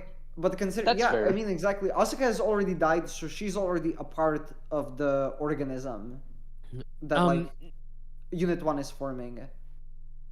That's my guess. But this is a bit Rei hasn't started it. Well, Lilith hasn't started that yet. So like Rei's anti-AT field needs to act on people who are currently alive. Asuka is dead. That's it. Okay, so I would like to bring up Kaoru in this discussion. Just for a second, please. Just for a second. Hold on, let's talk about Kaoru. I think it's really interesting. We learn what the deal with an AT field is from Kaoru, which is like, we see in the opening, absolute terror field. What the fuck does that mean? Who the fuck knows? And Kaoru explains like, an AT field is the distinction between one person and a different person. And like the angels throughout this show have been like trying different ways to get into the Avas, to like destroy the distinction between themselves and the Avas and the Ava pilots. And like the Avas themselves are also instinctively doing this a little bit. As evidenced by the whole scene where Shinji is like, you know, evaporated into his Ava. And it's like, and Kaoru being the one who tells us this, and then him later saying, okay, kill me, please. And him just dropping the AT field. It's like a moment of intimacy through violence, and it's so fucked, and I love it. Would you say that Kaoru is so fucked up? All right. we're bringing it all together. All right. As much as I want to talk about Gendo Rokubungi, we have 15 minutes left. So I think we should all start thinking about what we're going to put forward for Lust Month. Lust Month! Okay. Last month. Do we want to offer closing statements and scores? Yeah, go ahead. Curie, your closing statements about Evangelion and your rating. It was an incredibly formulative anime for me, like becoming my own person, which is pretty fitting considering its names. I can't really separate it from like my how it changed me, so it's probably 8 or 9 for me. All right, Jams? I'm gonna go ahead and say Neon Genesis Evangelion is a good 9 out of 10 show. Ninja? Worth watching, 7 out of 10. Tenek? Whoa, okay. I think it's a classic for a very good reason. Like, I think the way it just treats like the issues of human intimacy, it's fantastic. I don't think like you need to be an anime fan to enjoy it for those reasons. Although admittedly, like the mecha parts might be kind of weird if you're showing this like a normal person. So I would say 8 out of 10. I think the sci-fi plot has like some of the weaker elements. Some of the world building on the rewatches appears kind of weak. Also, I will honestly just say this because I didn't get like the proper opportunity. If it wasn't obvious enough from my profile picture, I do think like Instrumentality is pretty based, and I unironically would support it over any kind of like individualistic nonsense. You would join the Borg. I would. And Tom? Yeah, I mean, Ava is fantastic. It is. I mean, you can make the argument that it is the most influential anime of all time. I kind of I've always looked at Ava. Well, that's the other one. That's the other big one that you would probably say is number 1. But I've always looked at Evangelion like Evangelion is to anime what like Final Fantasy VII is to video games, right down to like the sequel remake bullshit. You know what I mean? Yeah. So I think it's fantastic. Fucking 9 out of 10, man. Great show. Yeah. As for me, I mostly agree with Tenek. I think that it did pretty much everything it set out to do very well. My only problem with it are that the things it set out to do are not largely things that... A lot of the things it set out to do are not largely things that I think anime as a medium... that I look for in anime as a medium. We'll say it like that. Okay, well... I'm giving it a 7. 7.5. Very high 7. Yeah.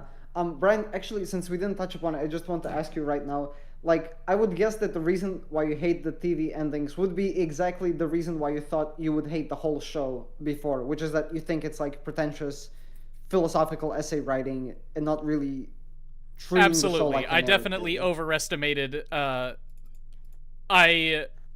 my memory said that those elements of the show were much more prominent than they were. Yeah. So yeah, that's absolutely my biggest criticism of the show is the overt essay writing. like I talked about in the Serial Experiments Lane stream. Yeah. So high 7 out of 10. All right. Curie, have you been thinking about your pick for Lust Month? I have been. I'm still trying to narrow it down, and if I can justify what I'm going to recommend. All right. So would you like me to move on to Jams? Yes. Jams, what is your pick for Lust Month? Reminder All that right, we are I've got a going back to blind box one of- core shows, one core 12-ish Yes, yes. episodes. Jams, what is your pick? So no Utana. Got a blind box. We can either do the show that I watched with my younger sister because we both have morbid curiosity and strong stomachs, or the show that legitimately reminds me of why lust is considered a sin. Which are we going? Which are we going with, gang? The second one, please. Yuki Yuna is a I'm hero. kinda leaning on that. All right. I hate that show. I also... That is the show could that I not get thought through that Evangelion show. I was dropped this that. whole time. Oh. Ninja, your pick for Lust Month. Don't have one. Okay, awesome, because only 4 will fit on only 4 will fit in the poll. I was gonna have to think of something else to do. Tenek, your pick for Lust Month. Oh, Maidens in your Savage Season. That was gonna be my pick!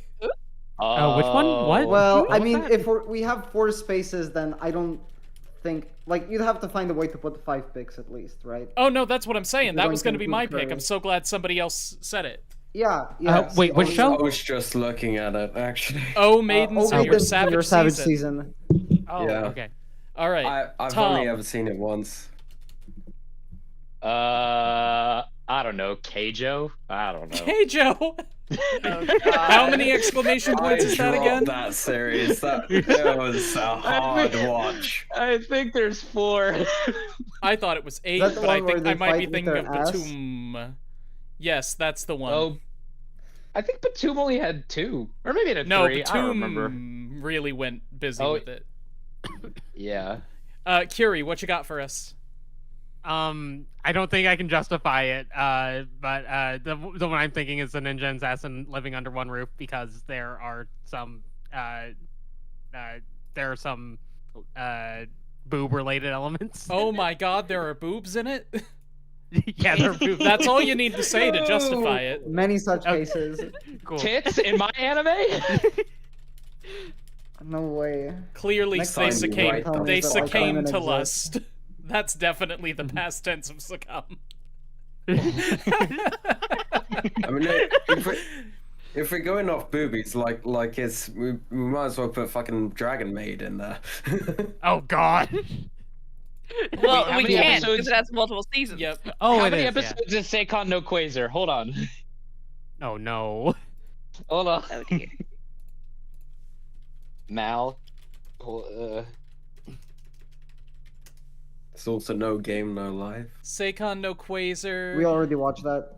We've already done, yeah. Oh, really? It's Oh. 24 episodes, Tom.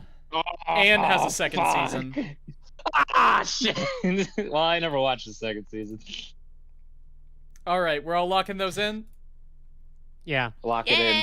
All right, everyone in YouTube chat, thank you so much for coming to our anime club. If you want to join in on this call yourself, you can go to discord.com, patreon.com/explanation point, and figure out how. There's a link in the description. Special thanks to Curie and Jams all the way over there, Ninja, Tenek, and Tom, Yay. and me. I'm explanation point. Hello. Thank you all for coming. I will see you all next month, where we will be talking about either Ninja and an Assassin Living Under One Roof, or Yuki Yuna as a Hero, or Oh Maidens in Your Savage Season, or Keijo! Yay. I just thought of a really good option. Oh yeah? Kakiguri. If you haven't done it Kakiguri. already. Also too long, pretty Too sure. long. 2 seasons. Oh. Yeah, too many seasons. Oh, but you could just forget the second season. We will never be doing that again. Oh. Never forget Megalobox. Never forget 2023. Megalobox. What happened All with right. Megalobox? Don't I- ask. We I'll tell you watched later. season I'll tell you when you're one, older. Okay, and then Megalobox When I'm and older. 69. When you're older. I dropped second season, but then I rewatched it and on Gooby, I everybody. finished, We'll see you later. Yeah.